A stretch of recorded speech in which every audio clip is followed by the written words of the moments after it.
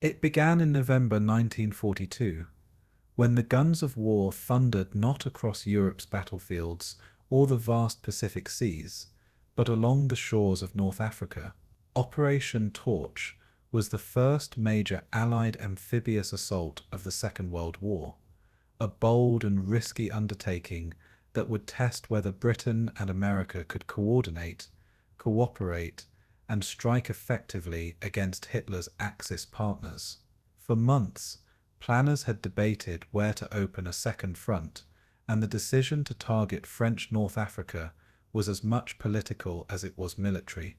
The stakes could not have been higher. Success would open the Mediterranean to Allied control, secure vital shipping lanes, and prepare the way for the eventual invasion of southern Europe. Failure would embolden the Axis, weaken Allied unity, and prolong a war that already consumed nations and millions of lives. Across the Atlantic, American troops, many untested in combat, set sail alongside hardened British veterans, their convoys carrying men, tanks, aircraft, and supplies across dangerous U-boat-infested waters.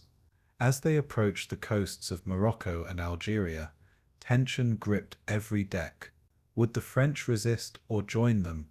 Would the landing succeed or turn into another Gallipoli? In the days that followed, battles raged at Algiers, Oran, and Casablanca as diplomacy, politics, and raw firepower collided in a campaign that was as much about winning allies as defeating enemies.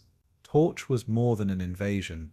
It was a symbol, the moment when the tide of the war began to turn in the Mediterranean, and the beginning of an Allied path that would eventually lead to Rome, Normandy, and Berlin itself.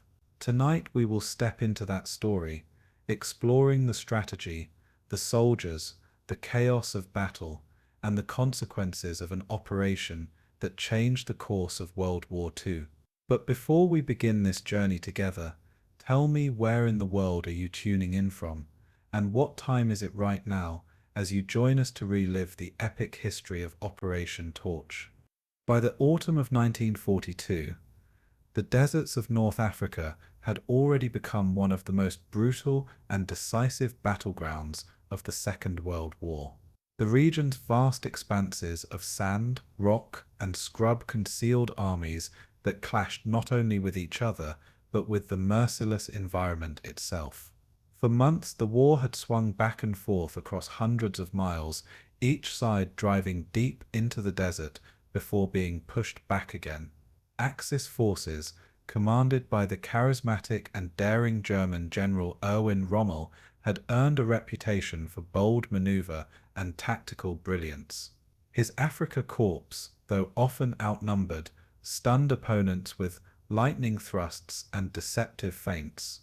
British and Commonwealth forces, under the command of leaders like General Claude Auchinleck and later Bernard Montgomery, endured constant pressure as they sought to hold the line. Battles were fought around names that would become legendary: Tobruk, Benghazi, Gazala, and El Alamein. Supply lines stretched thin across deserts and seas, with every crate of fuel and shell worth its weight in gold. North Africa had become a theater where victory meant not only defeating the enemy, but mastering nature itself. And by late 1942, the Allies were preparing to change the course of the Desert War forever. The reputation of Rommel, the so-called Desert Fox, loomed large over the campaign. His ability to read the terrain, strike with speed, and inspire his men made him both respected and feared. German propaganda elevated him into a symbol of invincibility, portraying him as a commander who could outfight any opponent. Even among his enemies, there was admiration for his skill, though it was often tinged with dread. Rommel's forces had driven deep into Egypt by the summer of 1942, threatening the Suez Canal itself. This vital artery was not only Britain's lifeline to its empire, but the key to Middle Eastern oil and the defense of India. The possibility of its loss cast a shadow over London and Washington, raising fears of disaster. Yet Rommel's brilliance could not overcome the cold mathematics of logistics, as his armies relied on supplies ferried across a Mediterranean dominated by Allied naval power. His tanks and troops were formidable, but without fuel and ammunition, they could not sustain momentum. Rommel's genius was undeniable, but his position was precarious, and the desert would not forgive weakness. For the British Eighth Army, the war in North Africa was a crucible of frustration, adaptation, and eventual transformation. Early defeats at places like Tobruk and Gazala had cost dearly in both morale and men. Soldiers endured searing heat by day, freezing cold by night, and sandstorms that blinded and choked them. Their tanks, often older models like the Matilda and Crusader, proved inferior to German panzers in armor and firepower. Artillery duels raged across barren plains, while aircraft from the RAF and Luftwaffe battled in skies streaked with dust and smoke. Casualties mounted not only from combat but from thirst, exhaustion, and dysentery that plagued every encampment. British commanders faced criticism at home, accused of timidity and incompetence in the face of Rommel's audacity. Yet by mid-1942, the Eighth Army was undergoing a transformation under new leadership, with Montgomery imposing discipline and restoring confidence. Reinforcements in men and material began to arrive, bolstered by American-supplied Shermans and Grants that shifted the balance in armored warfare. The British were bruised but not broken, and the Desert War was preparing for its next decisive phase. The terrain itself shaped every battle, turning the desert into both an enemy and a weapon. Vast open plains offered little concealment, forcing armies to fight in wide arcs of maneuver. Mines and barbed wire turned otherwise empty expanses into deadly traps, channeling tanks and infantry into carefully prepared killing grounds.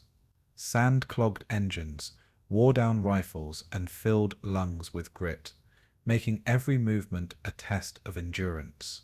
Water was more precious than fuel, and soldiers carried canteens like treasures, rationing every drop. Supply convoys crawled across endless miles of scrub, their vulnerability making them as decisive as armored thrusts. Aircraft used the flat horizons to devastating effect, spotting movements from miles away and turning deserts into killing fields. Even medical evacuation was a nightmare, with wounded men bouncing for hours across rough terrain under the scorching sun. Battles were decided as much by who could endure the desert as by who could outfight the enemy. In this unforgiving landscape, resilience mattered as much as firepower. The desert was not just the stage of war, it was a combatant in its own right. The stakes in North Africa extended far beyond sand and scrub. Control of the region meant command of the Mediterranean, protection of the Suez Canal, and access to vital oil supplies. For Britain, whose empire stretched across Asia and Africa, the loss of Egypt would have been catastrophic. For Germany and Italy, victory would open the door to the Middle East, threaten Persia and its oil fields, and perhaps even link with Axis forces pushing from the Caucasus. The desert was therefore not a sideshow, but a front that could shape the entire war. In Washington, Roosevelt and his generals debated how best to engage Germany, torn between an invasion of France and a peripheral campaign in North Africa. Churchill pressed passionately for action in the Mediterranean, convinced that striking the Axis in its southern flank would buy time for a later assault on Europe. The compromise reached at the Allied conferences set the stage for Operation Torch. This was not only a military decision, but a political one, balancing resources, alliances, and global strategy. North Africa was chosen as the first great test of Anglo-American cooperation. By late 1942, the British had halted Rommel at El Alamein, a battle that marked a turning of the tide. Montgomery's meticulously planned offensive had shattered the Afrika Korps, forcing a retreat westward across Libya. For the first time, the Allies had gained the initiative in the desert, proving that Rommel could be beaten. Yet even as the British advanced, the campaign was far from over. Rommel's forces, though bloodied, were retreating toward Tunisia, where reinforcements from Europe could soon arrive. The Axis still held French North Africa through the collaborationist Vichy regime, complicating Allied plans. The opportunity was clear. While Rommel reeled from El Alamein, the Allies could strike behind him with an invasion of Morocco and Algeria. This would squeeze the Axis from both east and west, trapping them in Tunisia and breaking their hold on North Africa. Timing was everything, and the moment had arrived. The Desert War had prepared the stage for something larger, Operation Torch. For the soldiers on the ground, the Desert War before Torch was defined by exhaustion and endurance. Veterans described endless marches across barren wastes, the monotony broken only by sudden eruptions of fire and steel. Tank crews sweated in metal coffins that roasted under the sun, their engines roaring as shells screamed across the desert. Infantry dug into shallow foxholes, praying for shade that did not exist. Airmen soared above seas of sand, their vision blurred by dust and sun glare, each mission a gamble against enemy fire and mechanical failure. Letters home carried stories of thirst flies and comrades lost in sudden clashes. Morale swung wildly, lifted by victories, crushed by setbacks, always tested by the desert itself. Yet even in this crucible, bonds of comradeship formed, uniting men across nations and regiments. The British, Australians, Indians, South Africans, and New Zealanders who fought here became hardened by fire and sand. Their ordeal was the foundation upon which the next Allied advance would be built. The men of the Desert War carried its lessons into Torch, ready to face the unknown. Thus, by November 1942, the stage was set for the Allies to take a bold new step in the war. North Africa had already consumed armies, humbled generals, and tested nations, but it was about to become the launching ground for something greater. The desert battles had shown the brutality of modern war, the importance of logistics, and the resilience required to survive.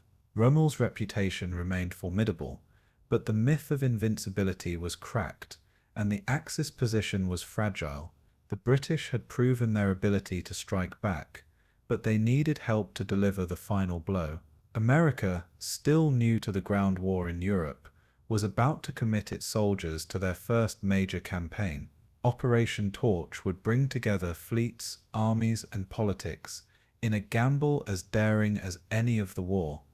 The Desert War before Torch was not simply prelude, it was prologue to transformation.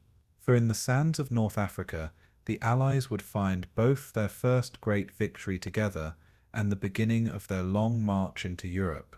The desert had set the stage, and now the curtain was about to rise. The idea of invading French North Africa grew out of a single, uncomfortable fact: the Allies needed a second front that could be opened with the forces and logistics available in 1942. They could not yet mount the cross-channel invasion Stalin demanded, because landing craft, trained divisions, and the necessary build-up in Britain were still works in progress. At the same time, Britain could not afford to let Rommel's drive toward Egypt and the Suez Canal continue unchecked, for that route linked the empire to Asia and the oil fields of the Middle East. So the question became not whether to act, but where and how to act in a way that balanced military feasibility with political necessity. Planners in Washington and London sketched options on maps that showed more than coastlines. They showed lines of supply, radio range, and the fragile logistics that made any advance possible.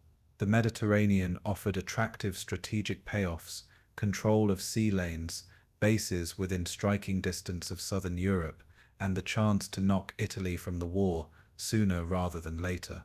Yet it was politically sensitive, assaulting territories controlled by Vichy France risked alienating French opinion and complicating relations with free French leaders like Charles de Gaulle.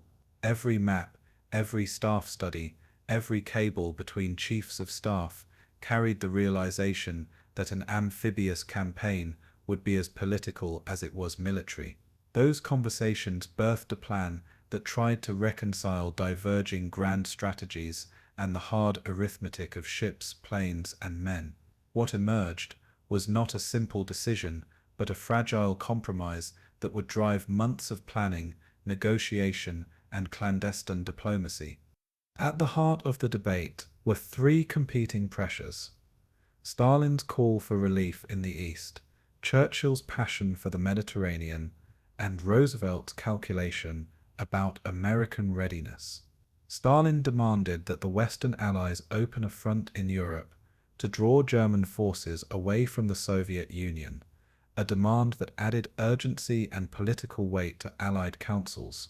Churchill argued that an assault through North Africa and the Mediterranean would produce immediate strategic returns and protect vital imperial lines. Roosevelt, while sympathetic to Churchill's aims, worried about diverting American troops into a protracted peripheral campaign that might delay a future cross-channel assault. Both leaders knew that public and political expectation would be unforgiving if a new enterprise failed, so risk assessment became a central part of debate. Military chiefs argued in technical terms: ship availability, air cover, tanker capacity, while politicians weighed symbolism and alliance politics. Neither side could impose its preference entirely. Resources, time, and coalition politics forced a middle path. That middle path became the rationale for an Anglo-American operation in Northwest Africa that would be bold, limited, and designed to change the map of the Mediterranean. It was a strategic compromise in which each partner gained something. Britain would strike the Mediterranean, the United States would gain experience in joint amphibious operations, and Stalin would at least see action on a Western front. This détente between high strategy and the arithmetic of war set the course for Operation Torch. The practical work of turning a compromise into a plan fell to staff officers who labored over charts, timetables, and supply tables for months. Combined Chiefs of Staff meetings and inter-service committees in Washington and London debated beaches, airfields, and the force ratios required to overpower coastal defenses.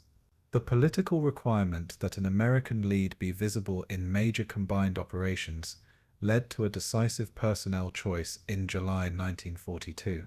On July 26, 1942, General Dwight D. Eisenhower was named by the United States and agreed by the British as the designated commander for the North African invasion, an appointment that carried both operational and symbolic weight. Eisenhower's selection reflected confidence in his administrative ability and the Allied desire to give American leadership a visible test in coalition warfare. From that appointment flowed a torrent of work. Staff officers built landing plans, naval commanders sketched convoy routings, and air planners plotted strike packages. Planners favored a multi-axis approach to spread risk and complicate enemy reaction, while logistics teams calculated fuel tonnages and hospital capacities. Every draft plan faced the same brutal constraints: limited landing craft, contested seas, and the remote, far-flung nature of the objective. The result was a plan that tried to compress risk by using several landings at once, synchronized with the British advance from Egypt to catch the Axis in the Vise. Those early planning months established the command architecture and operational concept that would carry the invasion forward into history. Logistics and the sheer scale of seaborne lift dominated planning conversations, and ultimately shaped what could and could not be attempted. Allied planners prepared for an armada measured in hundreds of ships, and for an initial assault numbering roughly 100,000 men, numbers that strained available landing craft and escort vessels. That arithmetic created hard limits. fewer specialized LCVPs and assault craft than would later be available in Normandy, long transits through U-boat-threatened waters, and the need to accept imperfect surprise. Convoys could not be massed without escort carriers and destroyer screens, and every ship had to be scheduled for unloading, reloading, and resupply under the uncertain protection of sea and air power. The forces that would go ashore needed not just men but fuel, spare parts, artillery ammunition, and medical supplies in volumes that logistics officers described with grim precision. Air planners fretted over the paucity of forward bases in North Africa, which forced a heavier reliance on carrier and long-range bomber support during the critical opening days. Admirals rehearsed night approaches and fire support plans, knowing that naval gunfire would be essential to suppress coastal batteries and clear beach obstacles. Engineers worked out the sequence for getting harbors operational, clear mines, repair quays, and roll docks ashore in muddy, unfamiliar ports. Every solution generated new problems, and the mounting complexity made the enterprise as much a test of staff competence as of battlefield courage. The logistical realities of Torch would therefore be as decisive as the generals and admirals who would lead the assault waves. Political uncertainty in North Africa added another layer of complexity. French forces that were loyal to the Vichy regime, a government officially neutral yet collaborating with Germany. Planners could not assume the colonies would welcome liberators, and intelligence assessments offered only mixed signals about the likely French response. To blunt the risk of a fratricidal struggle, Allied intelligence and diplomatic services mounted clandestine efforts to contact sympathetic French officers on the ground. Operation Flagpole was one result, an audacious secret mission that smuggled American officers into North Africa to sound out pro-Allied Vichy commanders and gauge the possibility of limited cooperation. Those covert contacts aimed to secure agreements that would allow ports and airfields to be seized with minimal destruction and to reduce the chances of bitter urban fighting. But negotiations were fraught. Any hint of collaboration could be exploited by Vichy hardliners or seen back in London and Washington as legitimizing an unpopular regime. The planners therefore prepared both for cooperation and for violent resistance, detailing contingencies for urban fighting, naval opposition, and the seizure of key infrastructure. Political officers were embedded in planning staffs to manage the diplomatic choreography that would follow any landing and to prepare for the messy aftermath of allegiance and authority. Thus, Torch combined amphibious warfare with high-stakes diplomacy, attempting to thread a needle between military necessity and political legitimacy. How those two elements would interact in the moments after the first waves landed remained one of the campaign's most dangerous unknowns. Operationally, the plan coalesced into a three-pronged assault: western at Casablanca, central at Oran, and eastern at Algiers, designed to seize ports and airfields across Morocco and Algeria. Each task force would be a self-contained joint force: naval gunfire, troop transports, assault boats, airborne elements to seize runways, and armored columns to batter inland objectives. The aim was strategic envelopment: link the westward landings to the 8th Army pressing from Egypt, and trap Axis forces in Tunisia between two converging fronts. Timing and coordination were paramount because any delay on one flank could let German and Italian reinforcements reinforce Tunisia and undo the pincer. Collectors of intelligence raced to provide the latest maps of coastal batteries, French garrisons, and harbor defenses to refine the landing schedules. Training emphasized not just storming beaches, but also rapid consolidation, clearing roads, re-establishing communications, and opening ports for follow-on supplies. Command arrangements recognized the political need for American leadership, so an American Supreme Commander would coordinate British and American fleets, armies, and air units. That arrangement tested Allied cohesion, because it demanded trust across services and national command cultures that had never acted together at this scale. To succeed, planners needed more than maps and numbers. They needed flawless inter-service cooperation under combat conditions. The three-pronged concept therefore demanded not only tactical excellence, but near miraculous operational synchronization. It is worth pausing on a historical wrinkle, though some accounts later associate Torch with the Casablanca Conference. The invasion actually began in November 1942, while Casablanca met in January 1943. Casablanca, however, became the political bookend to Torch, where Roosevelt and Churchill clarified policy, most famously adopting the doctrine of unconditional surrender, and managed the diplomatic fallout of the North African campaign.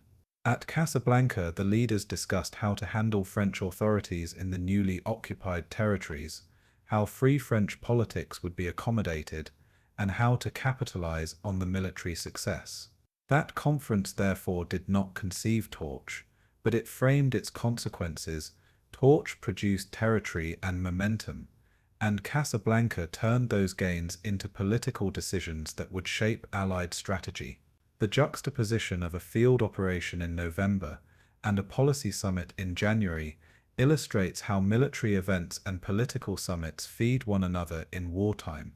Operational lessons from Torch were reviewed at Casablanca, and the experience influenced subsequent planning for Sicily and the Italian campaign. Politically, the landings also spawned controversy over deals struck with French authorities, controversies that would echo in Allied capitals and in post-war memory. The interplay between battlefield action and diplomatic management thus became a defining characteristic of Allied coalition warfare. For planners who had sweated over charts and convoys, Casablanca offered both validation and a reminder that military victory required political follow-through. The dual arc of Torch and Casablanca hence reveals how the Allies moved from tactical gambles to strategic governance. In the final weeks before the sail date rehearsals, intelligence updates and last-minute diplomatic moves converged into an enormous nervy crescendo. Ground units practiced beach assaults, naval crews rehearsed night approaches and fire support routines, airborne formations drilled on capturing key airstrips, intelligence officers stitched together aerial photography, human reports, and intercepted traffic to narrow windows of opportunity for the assault. Deception and feint plans were layered into the operation to mislead Axis watchers and to complicate French decision-making ashore. Logisticians loaded ships with the pallets of fuel, ammunition, medical kits, and rations that would decide the first frantic days ashore. Political officers finalized promises to French contacts, while planners prepared contingency orders in case negotiations collapsed and resistance hardened. The Armada, an unprecedented Anglo-American concentration of sea power and transport, readied to depart Gibraltar and American ports for the crossing. For many American soldiers, it was their first exposure to coalition operations on a theater scale, a baptism that would teach hard lessons in command, logistics, and joint action. The gamble was now a tangible convoy steaming toward shore. If it succeeded, Axis logistics in North Africa would be stretched, and the Allies would gain a new strategic foothold. On the night of November 8, 1942, those plans would be put to the test, and history would judge whether careful compromise and fierce preparation could overcome risk and uncertainty. The choice of where to land in North Africa was never a simple question of finding open sand, but a problem shaped by strategy, politics, and the unforgiving arithmetic of supply. Allied planners needed ports large enough to handle the arrival of convoys that stretched across the Atlantic, and airfields close enough to cover the advance inland. They had to select beaches where troops could land in force, yet close enough to targets whose rapid capture would decide the campaign's fate. Morocco and Algeria became the focus, not only because of their harbours and airstrips, but also because their location allowed the Allies to pressure Axis forces in Tunisia from the west. Casablanca, Oran, and Algiers emerged as the chosen objectives, each one a critical anchor point in a three-pronged assault.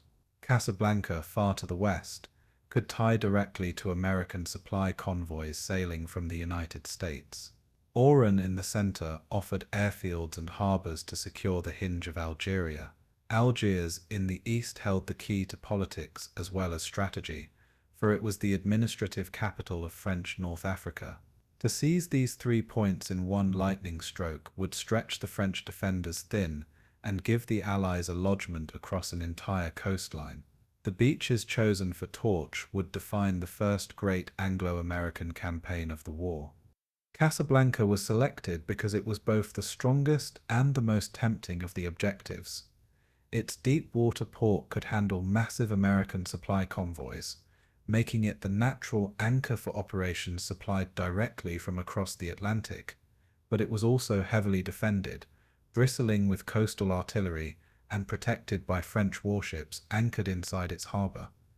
Intelligence identified batteries on the headlands, anti-aircraft guns ringing the approaches, and naval vessels capable of contesting any assault.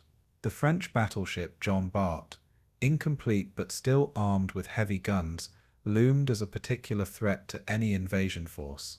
General George S. Patton, entrusted with leading the Western Task Force, knew that seizing Casablanca would be both perilous and prestigious. His troops would come ashore on beaches near Fadala, north of the city, and drive inland to outflank the harbour. Engineers prepared plans to clear obstacles and open roads for armoured thrusts toward the city's gates.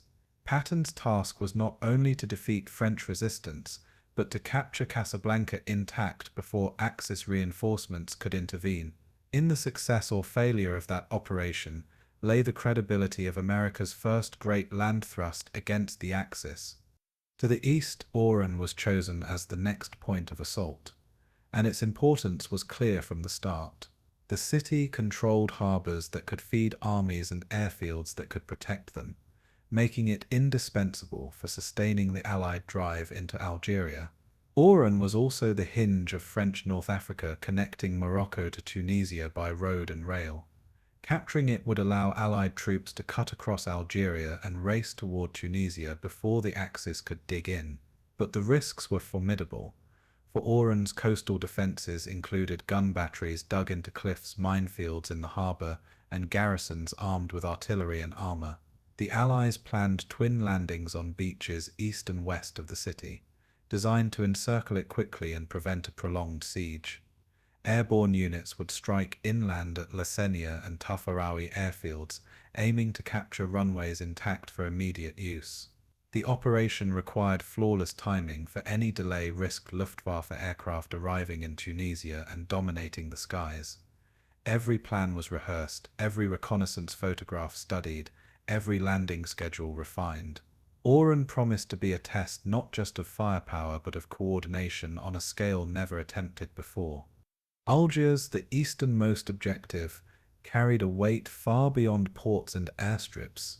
It was the political heart of French North Africa.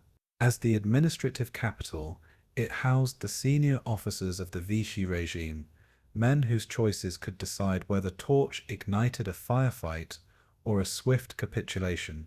Allied intelligence and underground French resistance groups inside the city reported that sympathies were divided, with some officers leaning toward cooperation and others prepared to fight. The Allies gambled that a lightning strike at Algiers, combined with political maneuver, might deliver the city intact without prolonged bloodshed. Beaches east and west of the capital were chosen as landing sites, with naval gunfire standing ready if diplomacy failed. Resistance fighters within Algiers prepared to rise on the night of the landings, seizing key points to paralyze the Vichy command structure. The stakes were immense, for capturing Algiers swiftly would not only provide a deep water port, but also potentially flip French North Africa into the Allied camp. Diplomacy and combat planning blended seamlessly here, as every officer knew that a firefight in Algiers' narrow streets could bring destruction instead of liberation. Algiers was more than a military objective, it was a political keystone. In its fall or defection lay the fate of the invasion's credibility. The decision to land in Morocco and Algeria, and not directly in Tunisia, reflected the harsh arithmetic of logistics and timing. Tunisia was closer to Axis bases in Sicily and Sardinia, meaning any attempt to land there would invite immediate German counterattack. Its ports were smaller, its defences closer to Axis reinforcements, and its coastline narrower, offering little margin for error. Allied air cover, already strained, could not extend so far east without secure bases to stage from. By contrast, Morocco and Algeria were distant from Axis strongholds, allowing time for convoys to land troops and supplies before German intervention. Seizing these western territories first would give the Allies a broad lodgment from which to launch the race into Tunisia. The plan was deliberate: secure the west, consolidate supply lines, and only then strike into the east. Critics feared that delay would give the Germans time to entrench in Tunisia, but the risks of a premature landing were judged worse. The choice was a compromise between ambition and realism, a lesson already etched into the failures of earlier campaigns. In bypassing Tunisia for now, the Allies traded speed for certainty, hoping that strength would compensate for lost time. Each landing site carried unique hazards, and planners scrutinized them with relentless detail. Casablanca posed the danger of naval opposition, with French warships capable of sortieing against convoys during the vulnerable landing phase. Oran's minefields and coastal batteries threatened to pin down landing craft before troops even reached shore. Algiers carried the risk of street fighting and political backlash, where missteps could sour local opinion and drive neutral officers into resistance. Weather added another layer of uncertainty, for November seas could turn violent and scatter landing craft across miles of coast. The distances involved were immense, with American troops sailing directly from ports in Virginia and New York, their convoys exposed to U-boat patrols for weeks. Every factor, enemy, sea, air, politics, had to be weighed against the need for speed and surprise. Planners rehearsed scenarios where everything went wrong: storms, French resistance, German reinforcements, broken supply lines. They built redundancies into the plan, assigning overlapping responsibilities to ensure no single failure would cripple the invasion. Yet even with preparation, Torch remained a gamble of enormous proportions. Its beaches promised both opportunity and disaster in equal measure. The selection of Morocco and Algeria also reflected the broader strategic vision of the Mediterranean campaign. Churchill had long championed the soft underbelly of Europe, believing that strikes in North Africa and later Italy could pry open the Axis while Britain prepared for a future cross-channel assault. Roosevelt, wary of delay, accepted Torch as a way to bring American armies into action against Germany without risking disaster in France too early. The beaches chosen thus became symbols of Allied compromise, where politics, strategy, and practicality intersected. Morocco gave the Americans their first stage for battle, Algeria gave the Allies ports and airfields, and Algiers gave the coalition a chance to sway French loyalty. Together, these landings created a platform from which the Axis grip on North Africa could be broken. Yet each choice carried weight far beyond its shoreline, for a failed landing would imperil not only the campaign but the credibility of the alliance itself. Churchill himself called Torch a great gamble, recognizing that the stakes were both military and political. The beaches of Torch were not simply geographic features, but crossroads of global strategy. On their sands, the fate of the Allied coalition would be tested. In the end, Casablanca, Oran, and Algiers were not chosen because they were easy, but because they were indispensable. Each city represented a node of supply, a hub of power, and a symbol of legitimacy in the struggle for North Africa. The Allies knew they were taking a risk, but one calculated to shift momentum across the Mediterranean. If successful, the landings would create a vast bridgehead from Morocco to Algeria, anchoring the Allies on a continent they had not set foot on since 1940. From there, the advance into Tunisia would be inevitable, no matter how quickly the Axis tried to respond. The beaches chosen for Torch were therefore stepping stones to a wider campaign, each one vital to the puzzle of Allied strategy. Soldiers who would soon climb into landing craft studied maps of those sands, knowing that their lives and their nation's hopes would converge there. Sailors and pilots rehearsed their roles, understanding that the battle would be decided in minutes, not hours. And the planners, who had agonized over every choice, could only hope that the gamble would succeed. The beaches had been chosen, and history was ready to test the wisdom of that decision. When Allied planners selected a commander for the North African enterprise, they chose a man whose gift was less the lash of personality than the craft of coalition management, Dwight D. Eisenhower. His appointment as Supreme Allied Commander for Operation Torch represented the first major test of American leadership in a truly combined Anglo-American offensive, and it carried symbolic weight across capitals. Eisenhower arrived to find a theater crowded with competing services, national temperaments, and political sensitivities that made pure military logic only one voice among many. He was expected to translate political compromise into military action, synchronizing naval convoys from the United States, Royal Navy doctrine in the Mediterranean, RAF operations, and American land priorities. That delicate balance required a commander who could listen and persuade rather than bully, who could take blame as readily as credit when plans faltered. Eisenhower collected a staff that blended British and American officers, deliberately placing seasoned adjutants beside younger, energetic planners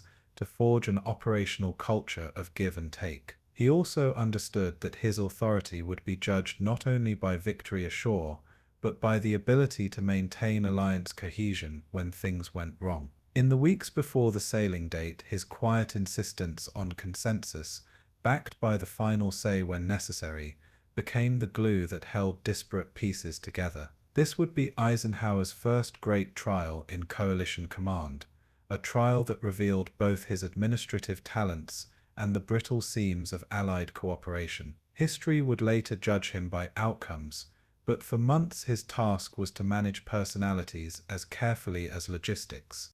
Central to Eisenhower's operational engine was Mark W. Clark, a staff officer whose energy and attention to detail turned broad strategy into executable plans. Clark, appointed deputy and head planner, bore the monotonous and lethal arithmetic of amphibious warfare, fuel tonnages, hospital capacities, landing craft cycles, and the daily rationing of ammunition. He conducted clandestine reconnaissance missions, met with sympathetic French officers, and refined timetables that attempted to synchronize crossings measured in hours with the vagaries of weather and sea. Where political leaders debated grand choices, Clark's memos reduced dilemmas to spreadsheets and overlays that would decide whether assault waves met effective support or landed into chaos. His planning staff spent long nights converting strategy into sequences of landing beaches, naval gunfire plans, airborne objectives, and assembly areas for armored columns. That work was rarely glamorous, but it was decisive.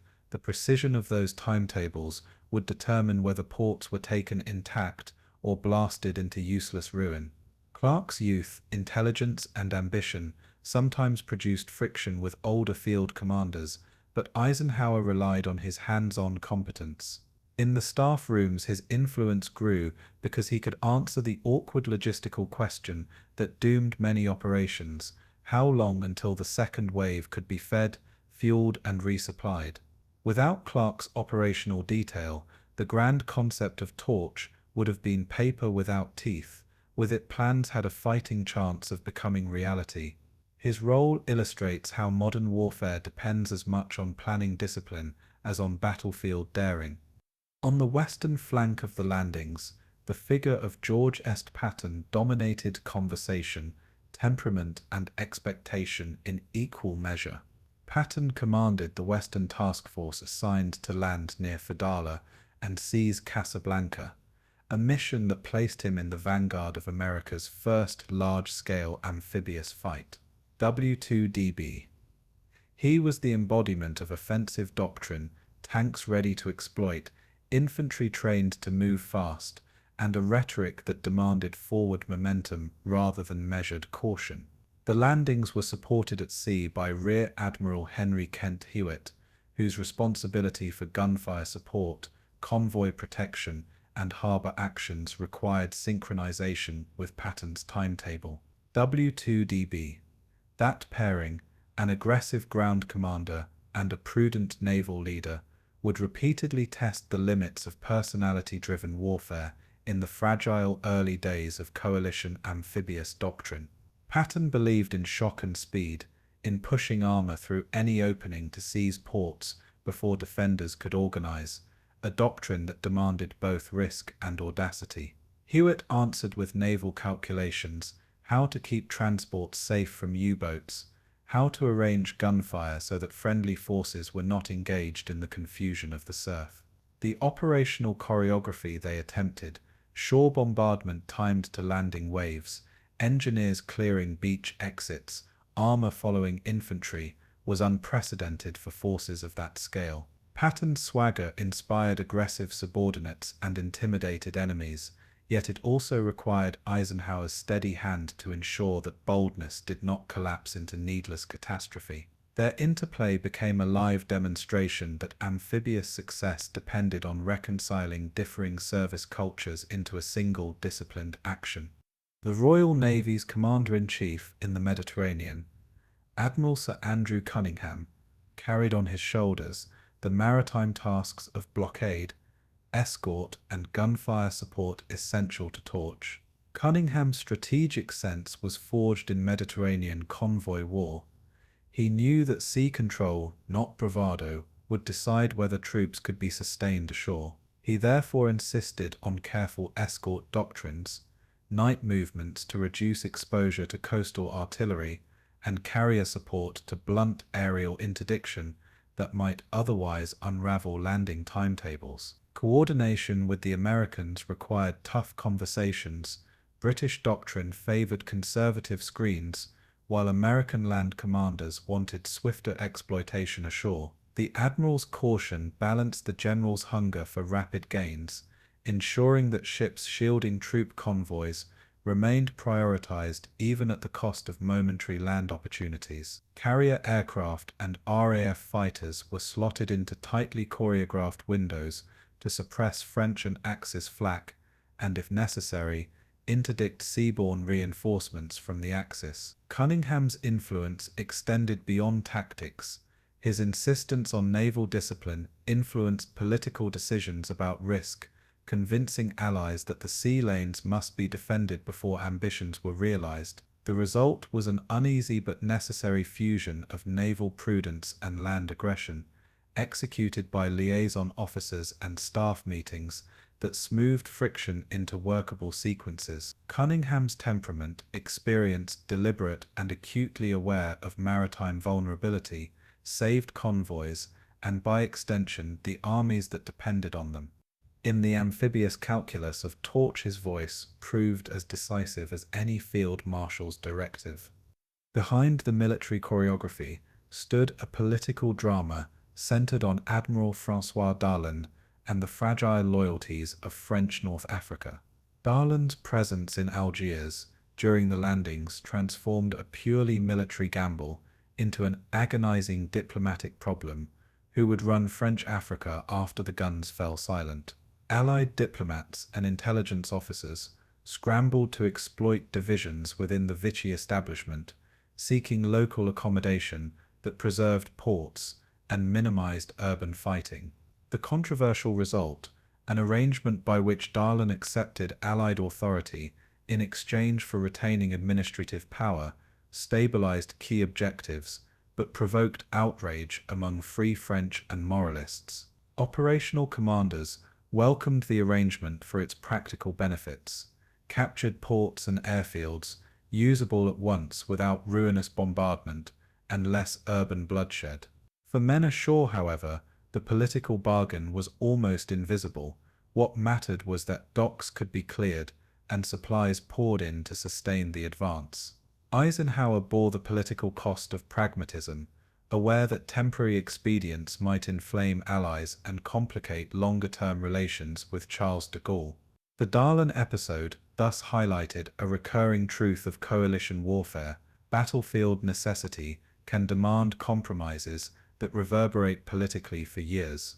It also showed that success in modern campaigns depends on the commander's capacity to manage statecraft as deftly as operations. In Torch, the commanders were soldiers and diplomats alike, negotiating surrender as much as allocating fire missions. Personality clashes were inevitable in such an environment, and they sometimes shaped decisions as much as doctrine did. Patton's blunt urgency collided with Clark's meticulous scheduling and Eisenhower's patient diplomacy, producing sparks but also a functional synthesis of styles. Where Patton urged immediate exploitation of tactical openings, Clark urged that logistics first secure bridges of supply, fuel, spare parts, and cartridges could not be improvised. Petty bureaucratic disputes over landing priorities or naval gun ranges could escalate into fiercer arguments over lives and timetables in staff rooms filled with maps. Yet human moments softened those tensions, a senior officer calming a terrified lieutenant over a radio, or a commodore ordering a risky bombardment that saved a stranded landing ship. Eisenhower's talent lay in absorbing friction, keeping egos in check while making sure decisive action went forward, and doing so without public humiliation that might fracture the coalition. These interpersonal dynamics were not trivial. They shaped casualty rates, the speed of port rehabilitation, and the morale of men wading ashore under fire. By reconciling impulsive courage with logistical constraint, commanders turned multiple temperaments into instruments rather than obstacles. When the first waves hit the sand, personalities receded and duty surged, but the fingerprints of these leaders remained on every improvisation that followed. Torch thus tested not only military technique, but the art of leadership within a crowded room of competing wills. Beneath the marquee names stood a lattice of lesser commanders, whose small decisions decided fates: task group captains, regiment commanders, carrier air group leaders, and engineers. Tank commanders learned to ease Shermans across soft sands, balancing throttle and tread to prevent bogging that could strand the armored spearhead. Artillery officers shifted firing data from desert ranges to coastal approaches, compensating for the sea's shimmer and the confusion of smoke and dust on shore.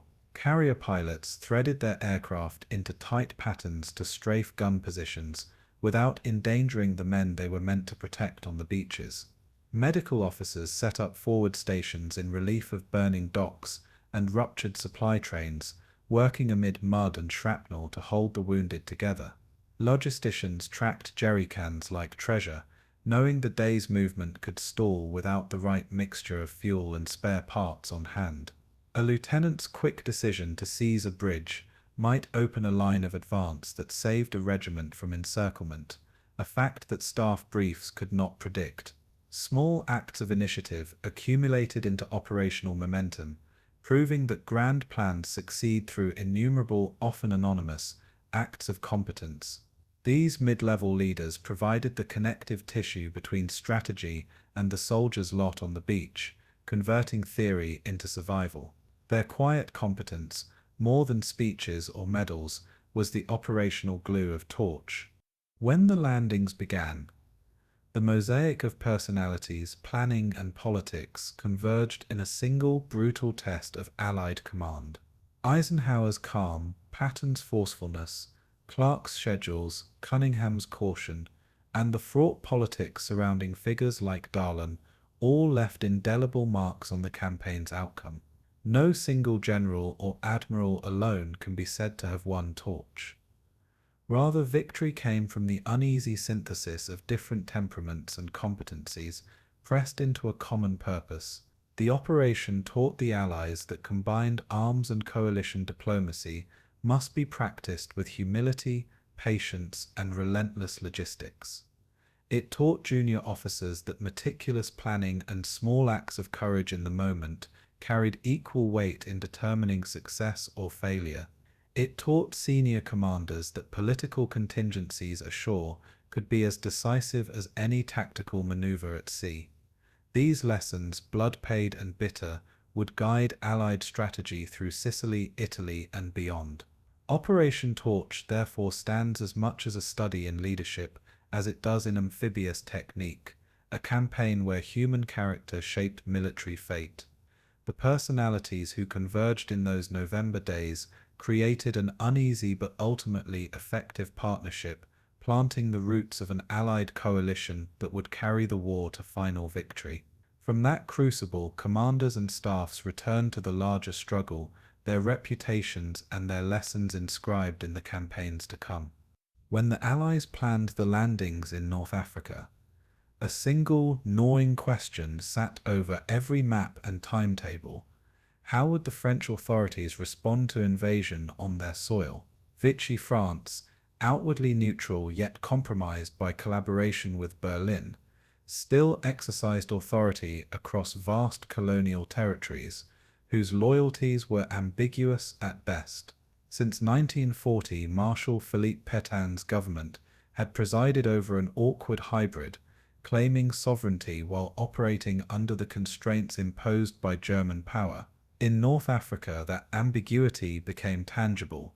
Governors, garrisons, and naval commands flew the French flag, while bound by armistice clauses that sometimes mirrored Axis interests. For Allied planners, the stakes were immediate and brutally practical, because a hostile French reaction could turn flat beaches into killing fields and modern ports into smoking ruin.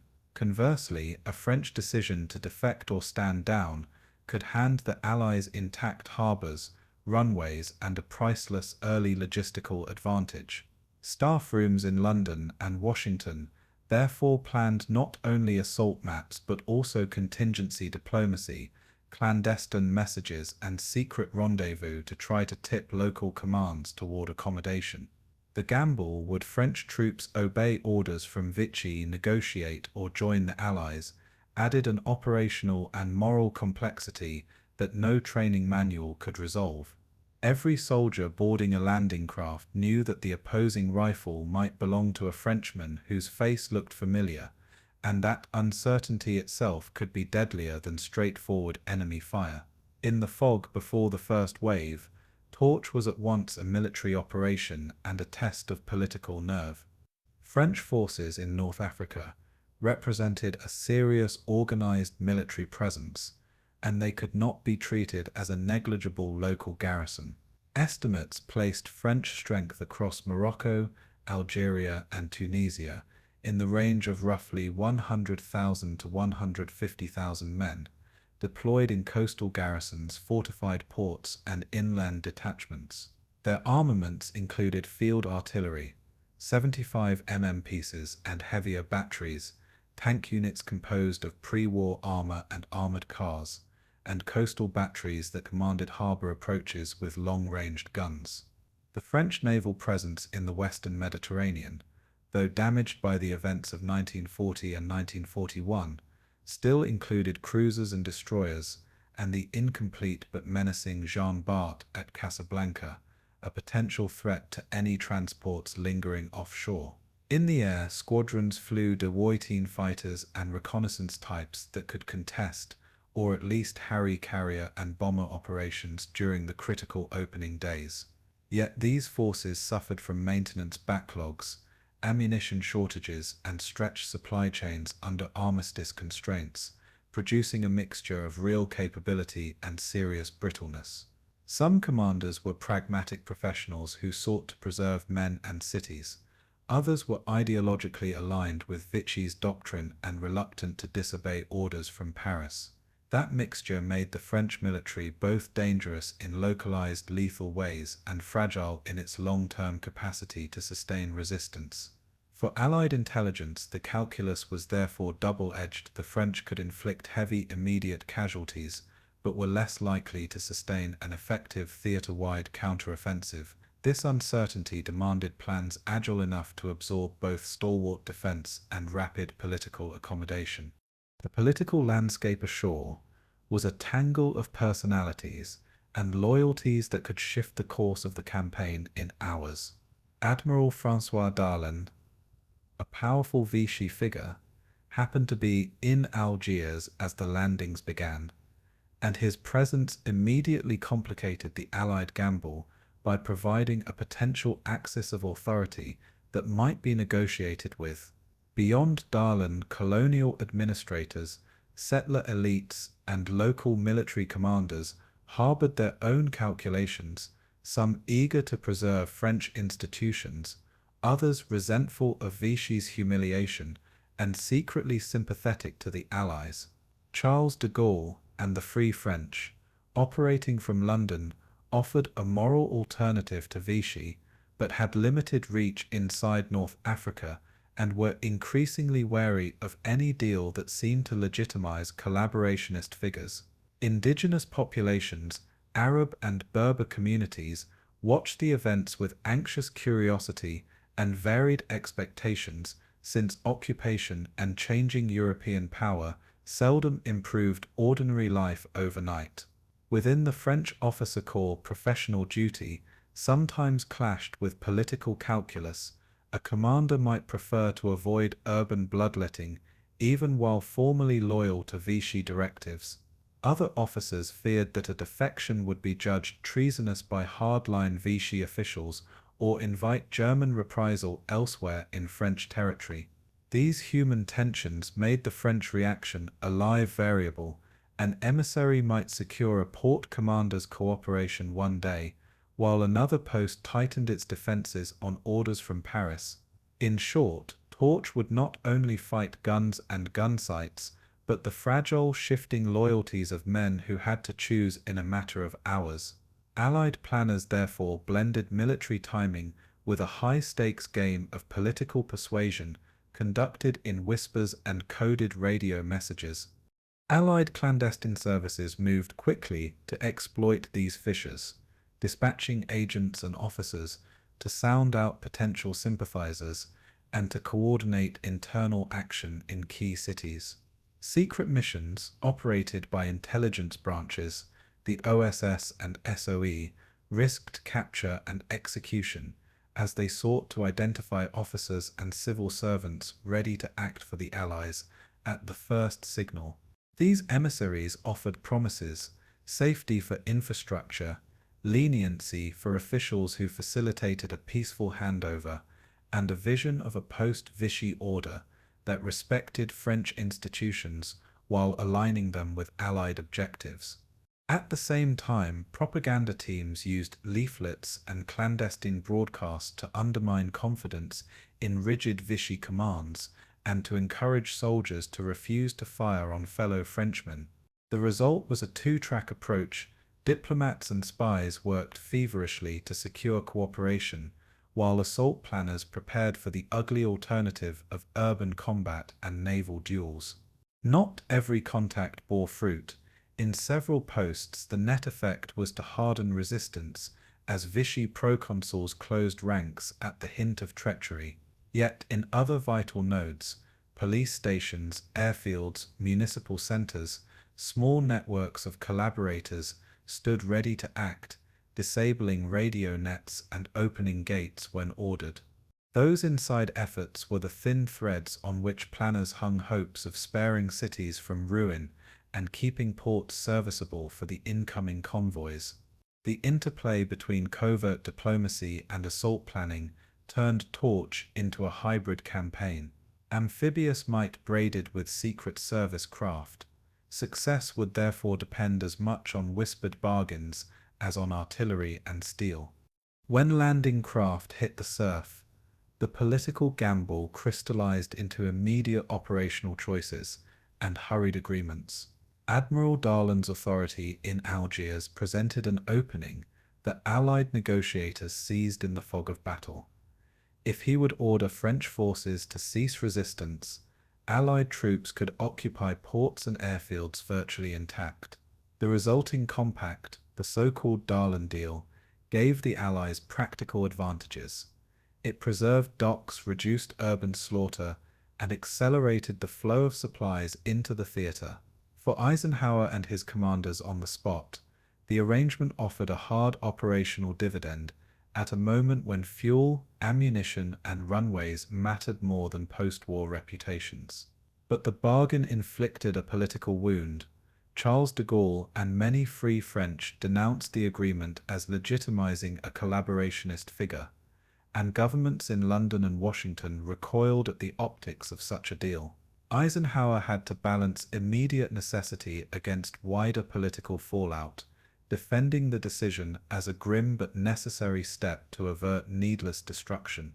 The immediate effect was tangible. Ports that would otherwise have been shelled were opened quickly, allowing the logistics pipeline that Torch so desperately required to move ashore.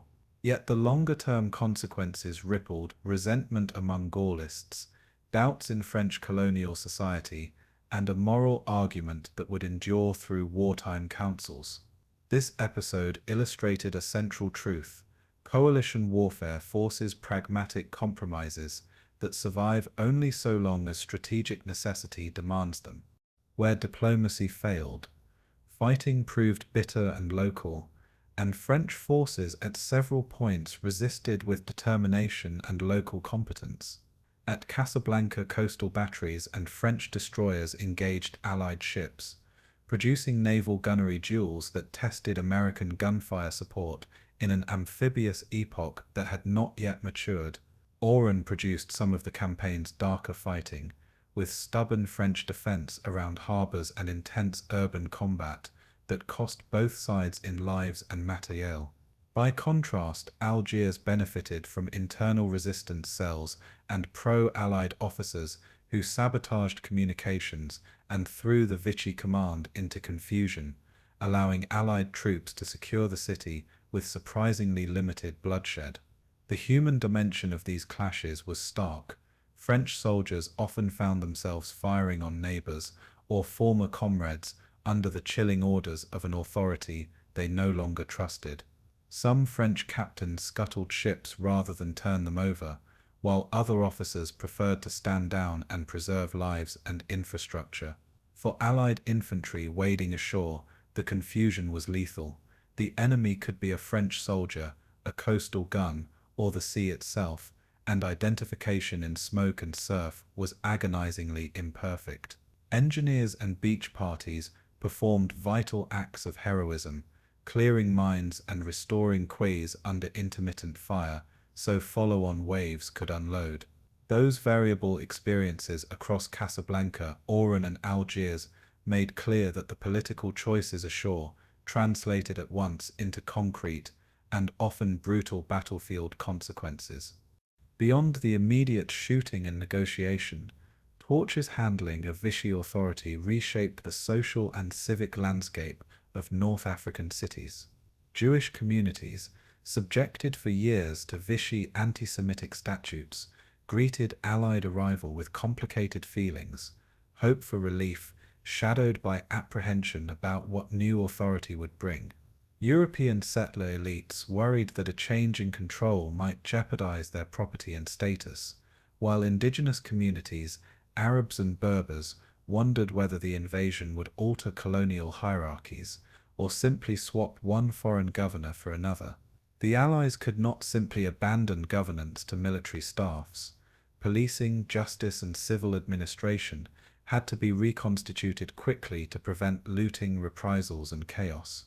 Political officers and civil affairs teams were therefore embedded with occupying units to begin the slow and delicate work of re-establishing order, restoring food distribution, and rebuilding municipal services.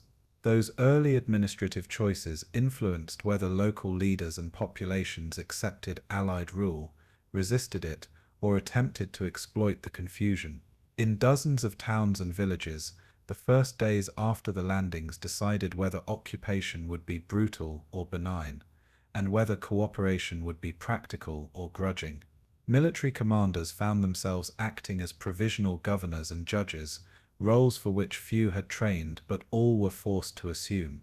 The task of winning the peace as well as the beaches proved as crucial to Torch's success as any naval bombardment.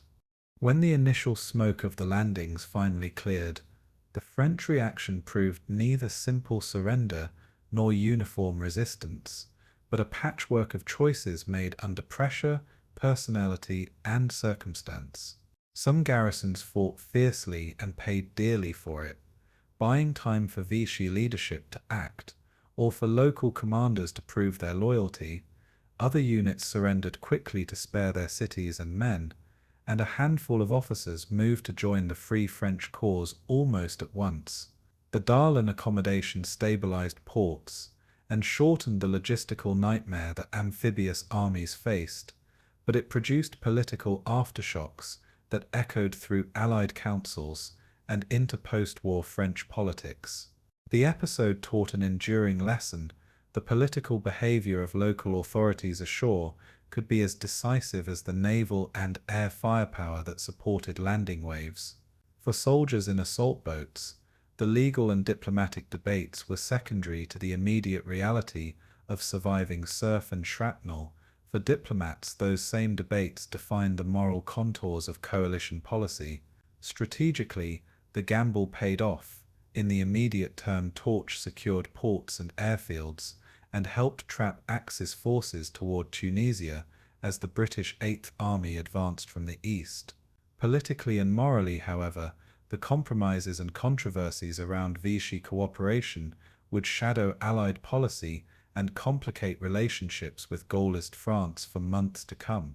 Ultimately, the uncertain behavior of Vichy France was one of Torch's defining features, an operation that fought not only fortifications and guns, but allegiance itself, and whose lessons in occupation diplomacy and realpolitik would inform Allied campaigns across liberated Europe.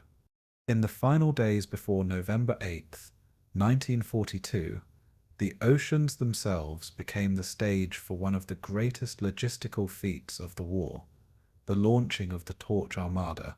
It was the largest transatlantic invasion force assembled to that date, a sprawling collection of troopships, destroyers, aircraft carriers, tankers, and escort vessels stretching horizon to horizon. From ports along the American eastern seaboard, convoys slipped out under cover of darkness, hugging strict radio silence as they steamed toward Africa. In Britain, parallel convoys departed from Clyde and other naval bases, carrying British troops and equipment destined for the Mediterranean approaches. Together, these fleets carried over 100,000 men, thousands of vehicles, and the supplies to sustain weeks of combat. Each vessel carried its own rhythm: transports with packed decks of nervous soldiers, freighters stacked with crates of ammunition, and carriers whose decks bristled with Spitfires and Wildcats lashed down against the Atlantic winds. The logistics of embarkation had been staggering, with units loaded in precise order so that they could disembark efficiently on the beaches. Every soldier had been briefed on blackout protocols, lifeboat stations, and the brutal fact that a single torpedo could doom them all. The sea lanes became arteries of destiny, carrying the Allies' gamble across thousands of miles, and with every mile steamed, the risk of discovery and destruction by German U-boats grew sharper. The Atlantic crossing was a test of endurance as much as it was of stealth, for the convoys had to cross waters that were the hunting grounds of Admiral Donitz's U-boat packs. German submarines prowled with relentless patience, guided by encrypted signals and wolf pack tactics designed to strike under cover of night. Every escort commander knew the danger, and destroyers sailed in aggressive screens, their sonar gear humming constantly, searching for signs of submerged predators. Depth charge crews slept in shifts, ready to hurl explosives into the sea at the first suspicious contact. For men aboard the troop ships, the threat was ever present but invisible, each creak of the hull a reminder that beneath them lurked steel sharks armed with torpedoes. Convoy discipline was absolute, lights extinguished, cigarettes forbidden on deck at night, and radios locked to silence unless disaster struck. Weather compounded the ordeal, with autumn storms rolling across the Atlantic, tossing ships in violent seas that left green soldiers sick and miserable in the holds. Yet the convoys pressed forward, weaving across calculated routes, designed to avoid U-boat patrol lines. Naval commanders calculated that speed, escorts, and surprise might carry them through the danger unscathed. But every sunrise brought renewed tension as binoculars scanned horizons for the telltale wake of a torpedo. American leadership entrusted Rear Admiral Henry Kent Hewitt with command of the Western Task Force convoy, sailing directly from the United States to Morocco. His fleet was a staggering force in itself, more than 100 vessels, including battleships, carriers, cruisers, and destroyers, shepherding the troop transports. The convoy carried General George S. Patton's men, destined to land at Fadala and drive toward Casablanca, making this fleet the spearhead of America's first great amphibious endeavor. Hewitt balanced the competing demands of speed, stealth, and protection, constantly adjusting formation in response to weather and intelligence reports. Escort carriers such as the USS Ranger provided vital air cover, launching patrols to scout ahead and deter shadowing submarines. On the decks of transports, soldiers passed time with cards, letters, and nervous speculation, their thoughts never far from the uncertainty of the beaches that awaited them. Engineers rehearsed equipment checks, tank crews crawled over Sherman's lashed decks, and medics organized bandages for the casualties they knew would come. The air was thick with a mix of monotony and dread, each day at sea stretching the tension like a drawn bowstring. Hewitt's task was to shepherd this immense caravan safely across 3,000 miles of water and deliver it intact to Moroccan shores. His success or failure would shape the credibility of America's entry into coalition warfare.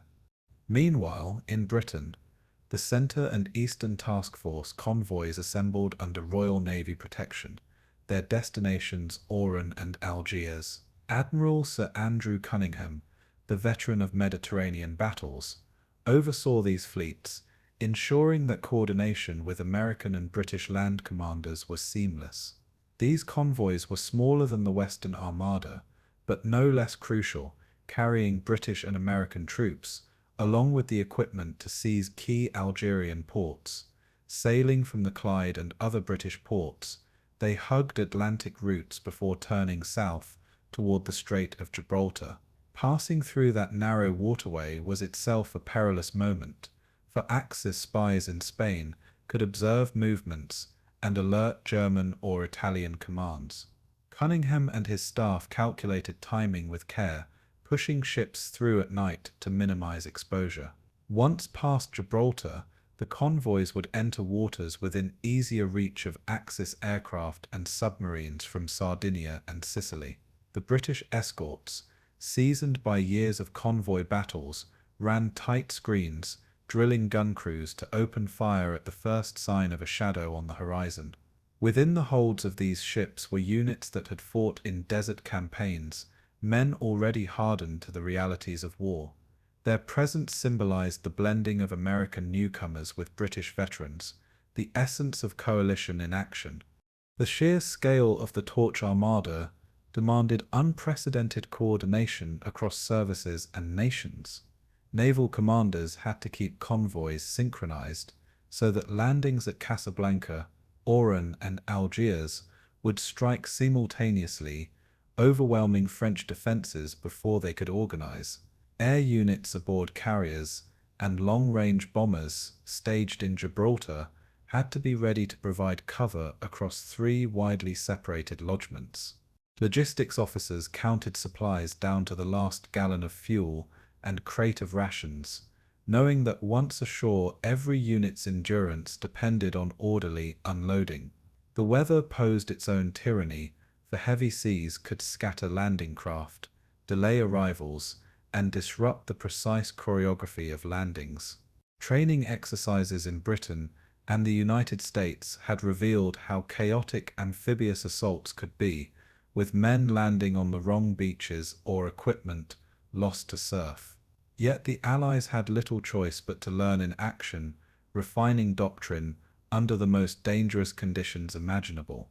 To commanders, every hour at sea was a rehearsal in discipline, maintaining convoy formation, timing patrol flights, and adjusting schedules with almost obsessive care. The convoys were not only carrying armies, but the hopes of nations, and failure would mean humiliation as well as loss. In the holds of those ships, the future of the Mediterranean campaign trembled with every wave. The Armada at sea was itself a weapon, its cohesion and discipline as vital as guns and tanks. Life aboard the ships was a mixture of boredom, discomfort, and quiet preparation. Soldiers were crammed into holds with hammocks strung in tiers, the air thick with sweat and the reek of seasickness. Meals were basic, often cold, and the monotony of hard biscuits and tinned meat made men dream of fresh bread and fruit. Training drills punctuated the voyage, with troops mustering on deck in full kit to practice embarking into landing craft. Chaplains held services, their voices nearly drowned by the thrum of engines and the crash of waves against steel hulls. Some soldiers wrote letters by dim light, though few knew if their words would ever reach loved ones in time. Rumors circulated about French defenses, Axis reinforcements, and the possibility of betrayal, keeping nerves on edge. Sailors worked tirelessly to keep the convoys steady, scrubbing decks, maintaining guns, and manning the endless watches that kept eyes on the sea. Medical teams prepared for casualties, setting up makeshift wards in anticipation of the first wounded. Through it all, a quiet sense of history permeated the voyage. Each man knew he was part of something larger than himself. The Armada was a floating city of war, alive with anticipation and dread. As the convoys drew nearer to the African coast, tension rose with every passing hour. Navigators checked charts against stars, ensuring precise positioning for the night approaches to beaches never before seen by most of the men aboard. Air reconnaissance from carriers and long-range patrols confirmed no major Axis fleet movement, but the risk of discovery remained ever present. The closer they came, the greater the chance that French coastal watchers or Axis aircraft might sight them. Radios remained silent, broken only by terse signals passed in code between escorts and command ships. Every man aboard knew that surprise was the key to survival. If the French resisted fiercely, the only advantage the Allies had was the shock of simultaneous landings. On decks, weapons were checked and rechecked, bayonets fixed, and grenades distributed to assault squads. The transformation from anxious passengers to combat-ready soldiers unfolded in tense silence, broken only by whispered orders and the crash of the surf. Officers gathered their men, speaking in low voices about courage, duty, and the need to act quickly once ashore. With Africa looming on the horizon, the Armada braced itself for the moment when planning would end and battle would begin. The Torch Armada was more than ships and steel. It was a living symbol of Allied determination to strike back against the Axis on a new front. Never before had the United States projected such force across an ocean, and never before had Britain and America attempted such a joint operation. The risks were immense: U-boats, storms, coastal defenses, and the unpredictable response of Vichy France. Yet the very act of launching this invasion was a statement of intent, proof that the Allies were willing to gamble boldly in pursuit of global victory. The convoys represented the fusion of industry, logistics, and manpower into an instrument of strategy, moving silently across the world's most dangerous waters. For the men aboard, the voyage was a crucible of waiting, a limbo between safety and combat, between the known and the unknown. For their leaders, it was the execution of months of calculation, compromise, and risk-taking, under the eyes of impatient allies and watchful enemies. As the African coastline drew closer, the sound of waves mingled with the knowledge that within hours lives would be lost and history would be made. The largest armada of the war to date was about to hurl itself against uncertainty, and with it the balance of the Mediterranean campaign would shift forever. The night of November 7th slipped into the dawn of November 8th, 1942, and with it began the largest amphibious gamble the Allies had yet attempted. Across hundreds of miles of African coastline, ships darkened against the horizon, prepared to disgorge the men and machines that had crossed the Atlantic and the Mediterranean. The sea was heavy in places, the wind unsettled, and in the holds of transport soldiers clutched rifles as landing craft clattered into the water.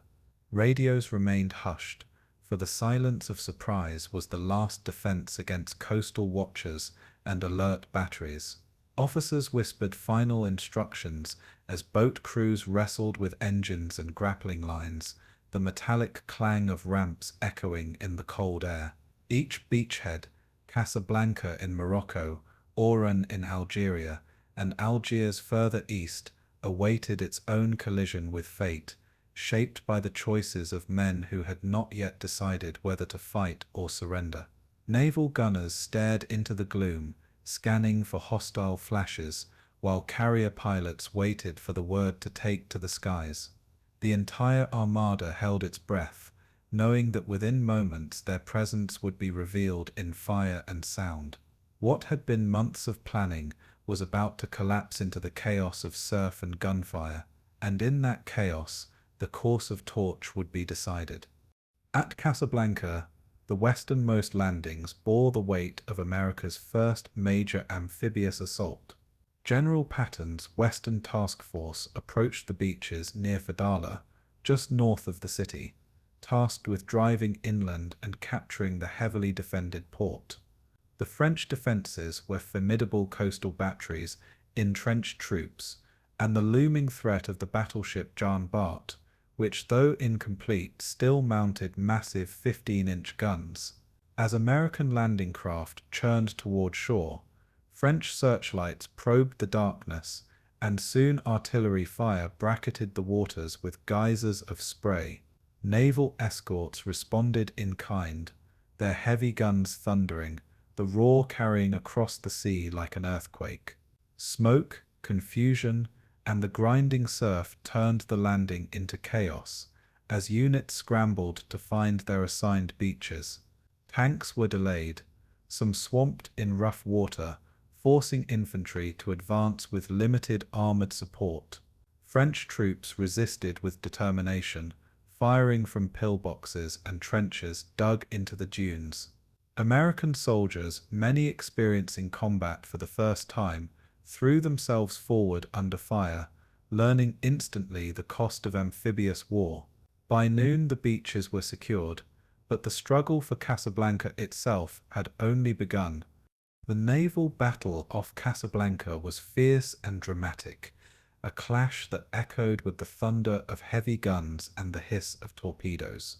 French destroyers sortied boldly, charging at American cruisers and battleships in desperate attempts to disrupt the landings. The incomplete Jean Bart, her single operational turret firing defiantly, hurled shells toward the American fleet, her silhouette rising through smoke like a wounded beast, refusing to die. American gunners responded with devastating salvos, pounding shore batteries and silencing French warships one by one. Carrier aircraft swooped down in strafing runs, riddling decks and setting vessels ablaze, adding to the chaos on the water. The French fought with valor, but were hopelessly outgunned, their ships reduced to burning wrecks by overwhelming American firepower. On shore, soldiers advancing inland could hear the naval duel echoing in the distance, the deep rumble of guns shaking the earth beneath their boots. For many, it was their baptism into modern mechanized war, a convergence of sea, air, and land power in one furious symphony. By the day's end, American control of the approaches to Casablanca was assured, though at the cost of lives and ships. The harbour, though scarred and smoking, would soon serve Allied logistics. At Oran, the landings proved no less chaotic, and resistance proved stiff from the first moments. The plan called for 2 simultaneous landings east and west of the city, designed to encircle Oran and seize its critical harbour. French defenders met the invaders with artillery fire, forcing landing craft to scatter and infantry to regroup under punishing barrages. At the same time, a bold and ill-fated operation attempted to rush the harbour directly, with 2 cutters packed with American troops ordered to storm into Oran's docks. The assault collapsed in disaster as French coastal guns and naval forces shredded the vessels, killing or capturing most of the men aboard before they could reach the quays. Offshore, naval duels flared as French warships attempted to contest the invasion, only to be driven back by British and American gunnery. On the beaches, progress was slow, with infantry forced to claw inland against bunkers and machine gun nests dug into the sand. Airborne operations targeting nearby airfields faced their own hardships, with paratroopers scattered by weather and navigation errors. Yet gradually, through blood and determination, Allied forces widened their foothold and pressed toward the city. Oran would not fall quickly, but its fate was sealed once the beaches were firmly in Allied hands. In Algiers, the easternmost landing unfolded with a very different character, shaped as much by politics as by firepower. Here, French resistance groups had prepared to aid the Allies from within, sabotaging communications and disrupting command structures even as landing craft approached. Local officers sympathetic to the Allied cause seized key points in the city during the night, paralyzing Vichy command before the first American and British troops hit the beaches. When dawn broke, confusion reigned among French defenders, some of whom hesitated to fire while others prepared to resist. Allied forces landed east and west of the city, advancing cautiously yet steadily toward Algiers itself. Naval gunfire was ready, but often unnecessary, as defenders wavered between surrender and half-hearted resistance. By midday, negotiations began, spurred by the presence of Admiral Darlan, who found himself unexpectedly at the center of events. The surrender of Algiers came quickly compared to Casablanca and Oran, sparing the city from large-scale destruction. The port and airfields were taken almost intact, a prize of immense value for sustaining the coming campaign. Algiers demonstrated how diplomacy and subterfuge could shape outcomes as powerfully as artillery and tanks. The first hours of Torch revealed both the promise and the peril of coalition warfare on this scale. At every beach, the chaos of amphibious landings manifested in scattered units, mislandings, and breakdowns in communication. American troops, new to this kind of operation, learned the hard way how easily plans dissolved under enemy fire and unpredictable seas. British veterans offered steadier hands, but even their experience could not prevent confusion when men staggered ashore under machine gun bursts and exploding shells. Equipment losses were heavy, with vehicles swamped in surf, ammunition soaked, and radios destroyed in the spray. Casualty lists grew quickly, shocking soldiers who had never before seen comrades fall in such numbers. Yet, despite confusion, the momentum of the landings continued, driven by sheer numbers, firepower, and determination. Commanders improvised, reorganizing scattered companies, and pressing forward even when timetables collapsed. The resilience of individual soldiers, grabbing rifles, crawling through dunes, and storming bunkers, carried the invasion past its early crises. The landings were messy, bloody, and imperfect, yet they achieved their goal. The Allies were ashore in North Africa. The psychological impact of the landings reverberated instantly, both among the Allies and across the French defenders. For American soldiers, the shock of their first major battle brought terror, courage, and hard lessons about the realities of modern war. For British veterans, the operation confirmed that coalition efforts could succeed, even if at a cost.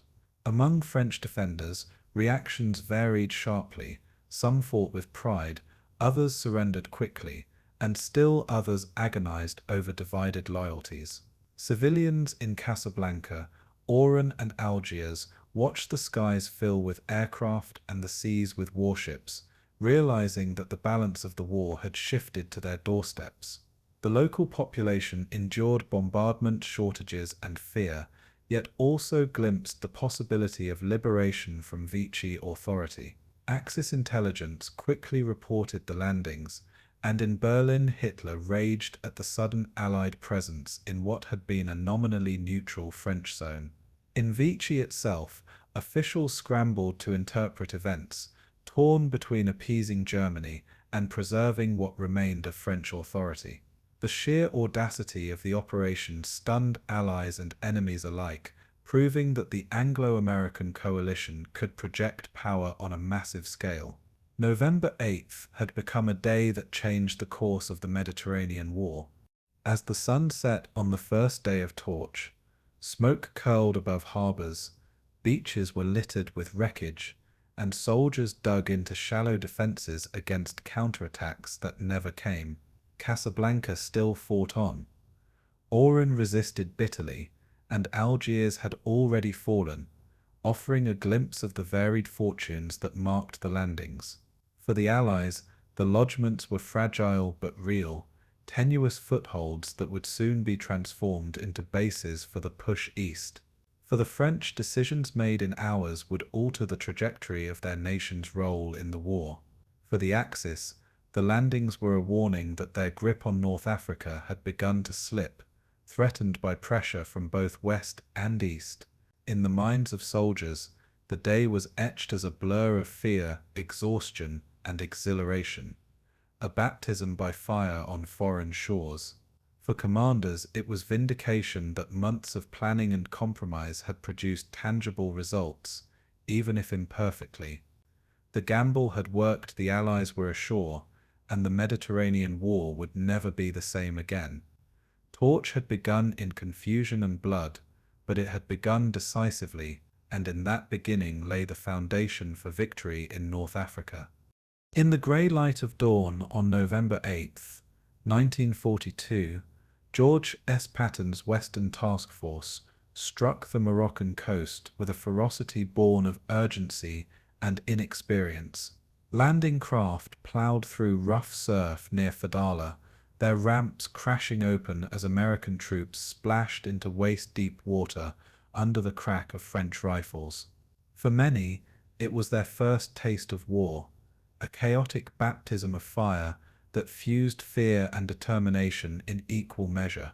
The beaches, studded with barbed wire and mines, became arenas of confusion as units scrambled to find their bearings under fire.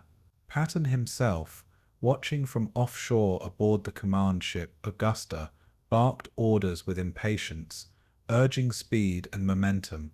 His philosophy of attack, hit hard, move fast, never hesitate, pressed men forward even as casualties mounted in the sand. French pillboxes and trenches poured fire into advancing infantry, slowing their crawl toward the dunes. Engineers, under relentless pressure, hacked through wire and blasted obstacles to open paths inland. Behind them, waves of soldiers poured ashore, dragging heavy packs, weapons, and the burden of expectation. The battle for Casablanca had begun in smoke, blood, and the roar of naval guns. The French defenders fought with courage, manning coastal batteries that hurled shells toward the invasion fleet. Shore-based 75 mm guns pounded landing zones, while heavier artillery positioned on headlands sought to disrupt the convoys offshore. American destroyers and cruisers answered with thunderous broadsides, their salvos shaking earth and sea alike. One by one, French batteries were silenced by naval gunnery, but only after inflicting significant losses on troops exposed in open sand. At sea, the French Navy attempted a daring sortie, its destroyers and light cruisers charging into the teeth of overwhelming American firepower. The duel was fierce and chaotic, plumes of water erupting as shells screamed across the waves. The incomplete battleship Jeanne Bart, moored in Casablanca's harbor, joined the fight, her massive guns booming defiantly against the Allied fleet. Though partially crippled, she hurled shells that forced American ships to maneuver violently, proving that even a wounded warship could shape battle. Carrier aircraft swarmed overhead, strafing French vessels and bombing harbor defenses with merciless precision. By mid-morning, the French fleet lay broken, its valor spent in a hopeless struggle against overwhelming odds. On the beaches, the fighting was as personal as it was brutal. American infantry crawled through sand and scrub, trading fire with defenders in pillboxes and slit trenches dug into the dunes. Mortar rounds whistled overhead, bursting in plumes of sand that shredded formations and scattered men. Machine guns raked the shoreline, pinning down squads until flanking maneuvers could silence the nests one by one. Tanks, delayed by surf and poor unloading, arrived piecemeal, their armor finally turning the tide against entrenched French positions. Engineers working under fire cleared mines with bayonets and wire cutters, dragging wounded comrades out of kill zones as they pressed forward. Medical corpsmen set up improvised aid stations in shallow craters, working frantically to stabilize men gutted by machine gun bursts. Through it all, officers shouted, waved, and sometimes physically shoved men forward, desperate to maintain momentum. The fear of failure, of stalling on the beaches under French fire, drove soldiers to acts of reckless courage. By noon, beachheads were expanding, and American forces pressed inland toward the roads that led directly to Casablanca. The city itself loomed as the ultimate prize, its harbor smoking under bombardment. General Patton, restless and commanding, embodied the drive of the assault. He prowled decks, demanded constant updates, and raged at delays, believing that audacity alone could win the day. For him, Casablanca was not simply an objective but a symbol, the first great American battlefield of the European War. He envisioned his troops storming through French defenses, seizing the port, and proving the mettle of American arms. His subordinates, though sometimes overwhelmed by the chaos, responded to his urgency with frantic energy. Patton's leadership style, aggressive, uncompromising, intolerant of hesitation, filtered through every echelon, pushing men beyond exhaustion. He demanded speed, often at the cost of order, but his relentless drive prevented paralysis in the face of confusion. To Patton, mistakes could be forgiven if they were made while advancing. Hesitation was the only true sin. On that first day, his philosophy clashed with the grim realities of amphibious warfare, yet it propelled American forces through adversity.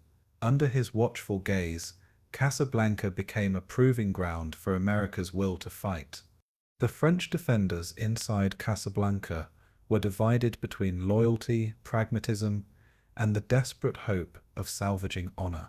Some units fought doggedly, unwilling to yield the city without testing American resolve.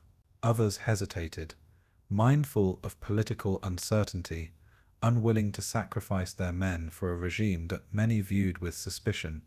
Civilians huddled in cellars as shells pounded the harbor, torn between fear of destruction and quiet relief that liberation might be at hand. The French navy, already shattered at sea, could no longer influence the land battle, leaving infantry and artillery to hold the line.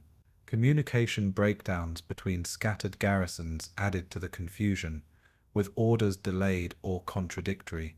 Resistance was stubborn in pockets, particularly around strongpoints that controlled roads leading into the city.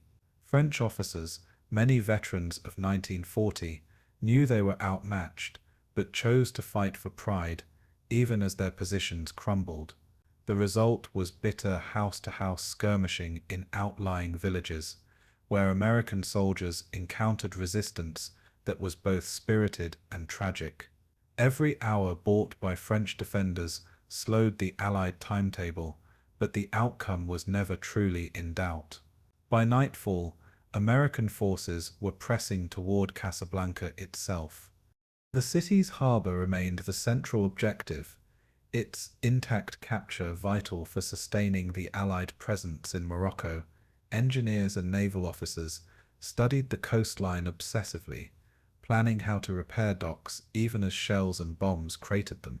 American artillery began pounding French strongpoints around the city, reducing resistance with methodical fire.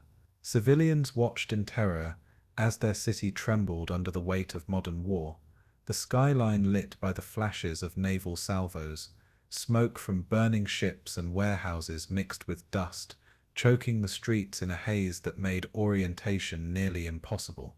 Soldiers advancing toward the city encountered barricades, sniper fire, and occasional armored counterattacks from French tanks.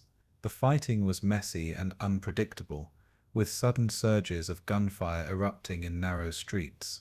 Medical units followed close behind, converting schools and churches into makeshift hospitals overflowing with wounded. Each block taken brought the Allies closer to seizing the harbor, though at the cost of lives and destruction. Casablanca, once a bustling port, was transforming into a battlefield of rubble and flame. The battle reached its climax when American artillery, naval gunfire, and carrier airstrikes converged on the last centers of resistance. French troops, exhausted and cut off, began to withdraw or surrender as their positions became untenable. Patton pushed relentlessly, urging his men to break through before reinforcements could arrive from the interior. Street fighting erupted in the outskirts, with grenades tossed into doorways and rifles barking from shattered windows. Tanks ground through barricades, their machine guns spraying fire into alleys where defenders still lingered. For American soldiers, the shock of combat was raw and unforgettable, each advance etched in memory by the sight of dead comrades and burning homes. By November 11th, after 3 days of bloody struggle, Casablanca was firmly under American control. The French defenders, though defeated, had fought with enough determination to leave a lasting impression on their adversaries. The city's harbor, though scarred, was intact enough to begin serving the logistical machine of the Allied advance. With Casablanca secured, the western flank of Operation Torch had succeeded. The capture of Casablanca was more than a tactical victory. It was the baptism of American arms in the European theater. Patton's men had endured the terror of amphibious landings, the chaos of naval duels, and the brutality of urban combat, emerging bloodied but victorious. The French defenders, though ultimately overwhelmed, had fought with valor, preserving a sense of dignity even in defeat. The harbor, now in Allied hands, became a vital artery for convoys sustaining the push into North Africa. Politically, the battle signaled that America was fully committed to the war in Europe, ready to shoulder its share of the burden. For soldiers, the memories of Fadala's beaches, Casablanca's streets, and the thunder of Jean Bart's guns would linger long after the smoke cleared. For Patton, it was proof that his aggressive creed could shape battlefields and inspire men in the crucible of war. For the Allies, it was a demonstration that coalition strategy could deliver results, even amid confusion and bloodshed. Casablanca's fall was not the end, but the beginning of a campaign that would carry into Tunisia and beyond. The battle for Casablanca had shown the world that the United States had arrived, and it would not be leaving. The landings at Oran, unlike those at Algiers, were met with stubborn, organized resistance that quickly turned the operation into a bitter struggle. The plan called for twin landings east and west of the city, converging on Oran in a pincer designed to overwhelm its defences. French garrisons, however, were prepared, and their artillery poured fire onto the beaches as the first American and British troops waded ashore. The surf itself conspired against the invaders, scattering landing craft and leaving men disoriented in the chaos of smoke and spray. Communication broke down almost immediately, units mixing together as they clawed their way off the beaches. Engineers cleared obstacles under fire, while infantry hugged the sand, firing at flashes of French guns on the heights above. Mortars and machine guns swept the shoreline, cutting down waves of soldiers before they could organize for the push inland. Naval gunfire answered with deafening salvos, silencing some batteries but never all at once. Despite the confusion, footholds were secured, tenuous and bloody, from which the drive toward Oran could begin. The first test had been survived, but the city itself loomed ahead like a fortress waiting to be challenged. Oran's strategic importance made the battle inevitable, for its harbour and airfields were critical to sustaining any Allied foothold in Algeria. Lasenia and Tafarari airfields, just outside the city, became immediate objectives for airborne and ground assaults alike. Paratroopers dropped in poor weather were scattered widely, many landing miles from their targets, and fighting small, desperate skirmishes to regroup. On the ground, infantry units pushed inland through scrubland and olive groves, encountering French defenders who used every wall, ridge, and orchard for cover. Resistance stiffened as the Allies closed in, with artillery shells bursting over advancing columns and French tanks counterattacking against thinly spread American lines. For many US troops, this was their first encounter with armored warfare, and the shock of seeing French Renault tanks bearing down was unforgettable. Anti-tank guns and hastily positioned artillery pieces answered, their shells clanging against steel until the defenders broke off. Meanwhile, British units advanced from the opposite flank, driving in with greater experience, but meeting the same fierce resistance. The converging Allied columns bore down on Oran, but each mile was bought with blood. The airfields once captured became lifelines, with aircraft quickly flying in to support the ground battle. The most audacious gamble of the Oran operation unfolded not on beaches, but in the harbour itself. Two British crewed cutters, HMS Walney and HMS Heartland, packed with American troops, were ordered to force their way directly into Oran's port under the cover of darkness. The plan was to seize docks intact before French defenders could demolish them, a bold maneuver intended to deliver the Allies a logistical jackpot. But as the cutters entered the narrow harbour mouth, searchlights snapped on, and French coastal guns opened fire with devastating accuracy. Within minutes, Walney and Heartland were shattered, riddled by shells and machine gun fire from shore batteries and French warships inside the harbour. Men leapt into the burning water, struggling to swim as their comrades fell beside them. Survivors recalled the scene as carnage, the sea churning with fire, oil, and blood. Nearly all aboard were killed or captured, the mission ending in disaster before it could achieve its purpose. The wrecks burned through the night, grim beacons of the risks inherent in torture's audacity. For the men fighting on the beaches, word of the failed harbour assault spread quickly, hardening their resolve to take the city by land. The cost of Oran's capture was rising by the hour. Inside the city, French defenders fought with determination, bolstered by strong points and knowledge of the terrain. Machine guns were emplaced at key intersections, while artillery positioned on hills rained shells into advancing Allied columns. Civilians huddled in cellars as the thunder of bombardment shook the walls and shattered windows. For American infantry, advancing into the outskirts meant confronting barricades, sniper fire, and the unfamiliar terror of fighting street by street. British units pressed in from the west, their experience in desert warfare proving useful but not invincible in Oran's urban landscape. Tanks ground through narrow streets, their treads clanking against cobblestones as they fired into barricades. Each block became a contest of grenades and bayonets, with soldiers storming houses and rooting out defenders floor by floor. Casualties mounted on both sides, medics dragging wounded comrades into improvised aid stations set up in churches and schools.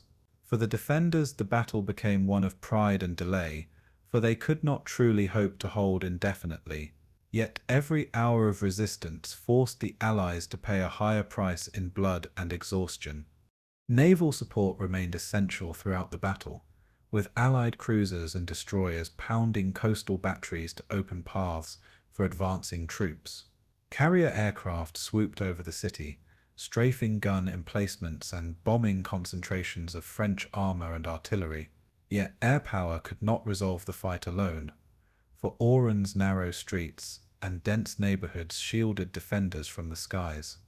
Soldiers on the ground still had to clear every position, kicking in doors and flushing out resistance with rifle fire and grenades. Engineers blasted through barricades, their demolitions sending shockwaves down alleys filled with choking dust. Communication lines were stretched thin, radios jammed or destroyed in the chaos, forcing messengers to carry orders under fire. Commanders adapted on the fly, reorganizing scattered companies and pressing the advance block by block. At sea, French naval remnants attempted to contest control, but were hammered into submission by overwhelming Allied firepower. The smell of smoke and cordite hung over the city, a constant reminder that Oran was being ground into submission by relentless pressure. By the second day, the Allies had carved deep into the city's defenses, but the final victory was not yet in hand. For the men on both sides, the fighting at Oran carried an emotional intensity born of divided loyalties. French soldiers defended their city, not for Hitler, but for a government that claimed legitimacy, and many fought with heavy hearts. Allied soldiers, meanwhile, grappled with the unsettling fact that their opponents were not Germans, but fellow Westerners, men who spoke the same language of European military tradition. Prisoners often expressed relief rather than bitterness, some admitting they had fought only to satisfy honor before surrendering. Yet on the battlefield, those nuances were lost in the fury of survival, as bullets tore through walls and shrapnel shredded streets. Civilians suffered quietly, their homes reduced to rubble, their families trapped between artillery barrages and advancing infantry. Children clung to parents in basements, praying the nightmare would pass before their city was destroyed entirely. The cultural and political complexity of Oran added a haunting layer to the already brutal combat. This was not a clash of ideologies, but of necessity, a battle fought in the shadow of uncertain loyalties. And it was this complexity that made the bloodshed seem all the more tragic and surreal. By the third day, the French defense of Oran began to collapse under the sheer weight of Allied firepower. Artillery barrages pulverized strongpoints, while tanks pushed deeper into the city, crushing resistance that had once seemed impenetrable. Exhaustion set in among French troops, their ammunition dwindling and their commanders facing the futility of further sacrifice. Negotiations began quietly, carried by intermediaries who sought to spare the city from further destruction. Some units surrendered en masse, laying down their rifles and stepping from barricades with hands raised. Others fought on stubbornly to the last, refusing to yield even as their positions crumbled. By evening, white flags appeared over key buildings, signaling the beginning of the end. Oran, battered but not annihilated, passed into Allied hands after days of savage resistance. The cost had been steep: hundreds of lives lost, ships sunk, and entire districts scarred by battle. Yet the victory gave the Allies control of a vital port and a strategic stepping stone toward Tunisia. The fall of Oran was a grim reminder that Torch was not a campaign of easy victories, but one of blood, confusion, and hard-won ground. The failure of the harbour assault and the intensity of French resistance stood in contrast to the swifter success at Algiers, underscoring the unpredictability of coalition warfare. For the Americans, it was another baptism of fire, teaching lessons in urban combat, amphibious coordination, and the brutal realities of war. For the British, it reinforced the value of experience, but also showed that no amount of preparation could eliminate the chaos of battle. French defenders, though defeated, fought with a tenacity that impressed even their adversaries, proving that honor still bound their actions. Civilians bore the scars most deeply, their city's streets shattered, its harbor choked with wreckage, and its population traumatized by days of violence. Yet in the strategic ledger, the Allies had secured another vital port and the airfields that would support the drive eastward. Oran's capture was another step in the tightening vise that would squeeze Axis forces into Tunisia. The battle had been bitter, costly, and unforgettable, and its legacy would echo through the rest of the North African campaign. Algiers, the jewel of French North Africa, awoke on November 8, 1942, to the thunder of warships offshore and the whisper of intrigue in its streets. Unlike Casablanca and Oran, the landings here were preceded by weeks of clandestine planning, with French resistance networks embedded in the city. For the Allies, the goal was not just to seize beaches but to capture Algiers itself, with minimal bloodshed, preserving its vital port and airfields intact. The city was the administrative hub of Vichy authority in North Africa, a seat of officials and generals whose decisions could shift the entire campaign's outcome. Resistance leaders, many disillusioned with Pétain's regime, had been quietly preparing for this moment, stockpiling weapons and waiting for Allied ships to appear on the horizon. As dawn broke, landing craft approached the beaches east and west of the city, their ramps poised to drop men into the surf. Offshore, British and American warships readied guns but held fire, hoping that diplomacy and subterfuge might succeed where brute force had failed elsewhere. The Allies gambled that a swift political coup inside Algiers could spare thousands of lives.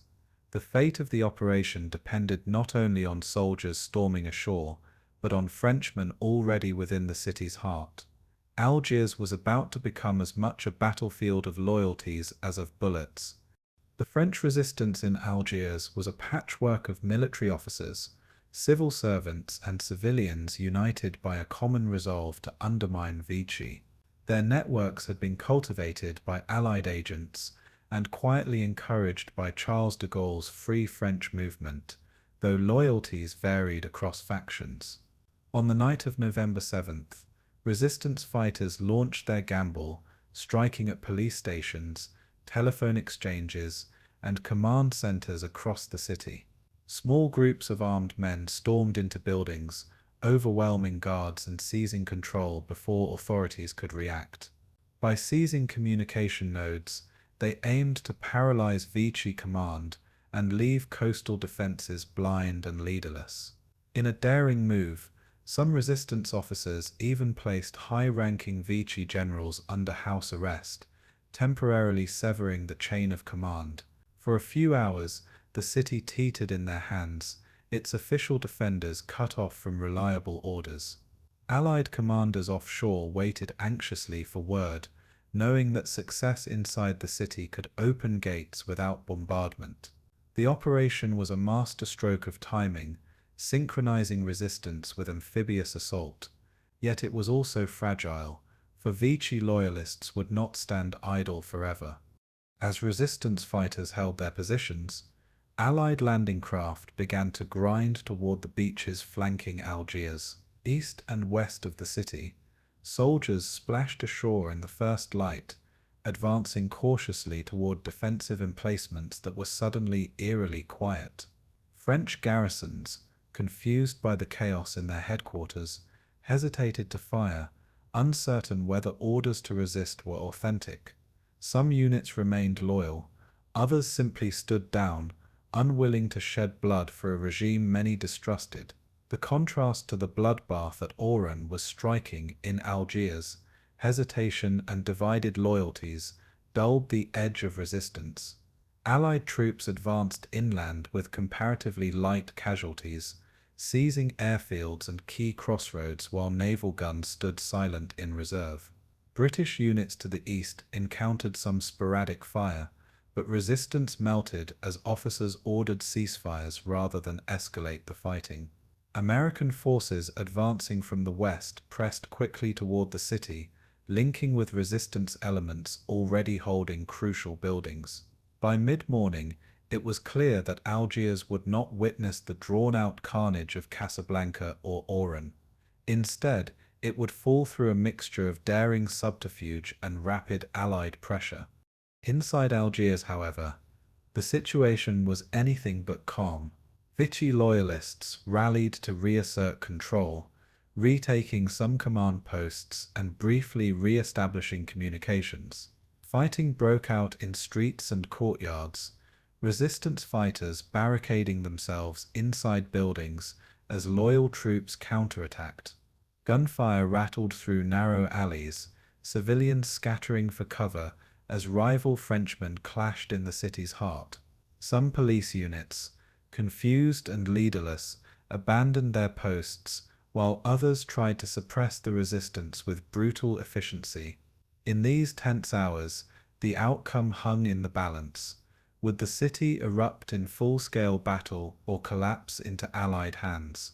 Allied commanders offshore, prepared for naval bombardment if the resistance failed, ready to unleash overwhelming firepower at the cost of the city itself. Yet through the chaos, the resistance held just long enough, buying precious hours for the landings outside to converge on Algiers. The gamble teetered, but did not collapse, proving that courage and timing could be as decisive as heavy artillery. For the men inside the city, those hours of street fighting would remain seared into memory, a French civil war compressed into a single night. And for the Allies, the survival of the resistance gamble meant the difference between swift victory and urban slaughter. By late morning, Allied troops were entering the outskirts, linking with resistance cells that guided them through unfamiliar streets. The city, still shrouded in smoke from scattered fighting, greeted them with an uneasy mixture of silence and cheers. Civilians peeked from balconies as columns of American and British soldiers marched cautiously into Algiers, weapons at the ready, but facing little organized resistance. French defenders who might have contested the advance instead began to withdraw or surrender, their morale eroded by the paralysis of their command. Negotiations opened swiftly, fueled by the recognition that prolonging the fight would only devastate the city and achieve nothing. In an extraordinary twist, Admiral François Darlan, a senior Vichy leader, was in Algiers by coincidence, having travelled there to visit his son in hospital. His presence provided the Allies with a bargaining chip they had not expected, a chance to legitimize the surrender with a man of high authority. After tense discussions, Darlan ordered French forces to cease resistance, effectively delivering Algiers to the Allies intact.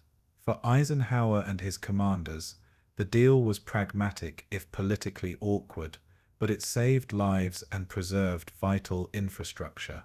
In hours, a city that might have been reduced to rubble was instead captured largely intact. The surrender of Algiers represented one of the most dramatic political gambles of the entire Torch campaign. By striking a deal with Darlan, the Allies secured the city, its port and its airfields without prolonged destruction.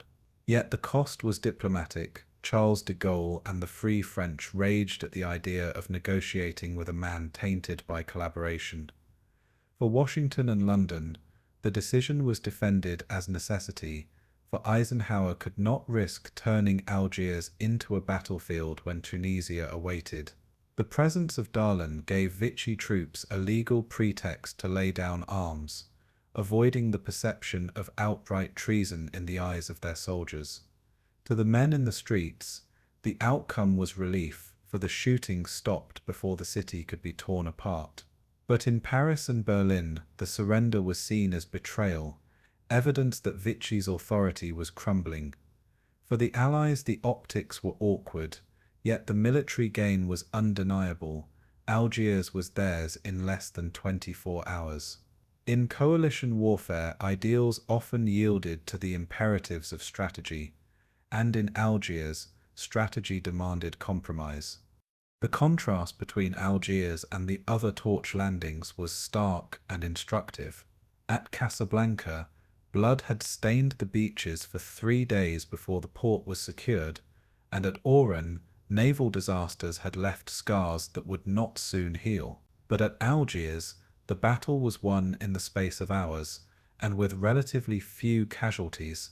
The key lay not in firepower but in timing, resistance networks, and the willingness to seize political opportunities. The gamble with Darlan remained controversial, yet in practical terms it transformed the eastern prong of Torch into a near-bloodless success. The intact capture of the port allowed immediate unloading of supplies, while airfields began launching sorties almost overnight. Soldiers who had braced for a brutal fight now found themselves marching through streets with flowers thrust into their hands by civilians. The experience of Algiers showed how warfare could hinge on personalities and politics as much as on weapons and tactics. For Eisenhower, it reinforced the reality that commanders had to be diplomats as much as generals. The lessons of Algiers would echo through every subsequent Allied negotiation with local authorities.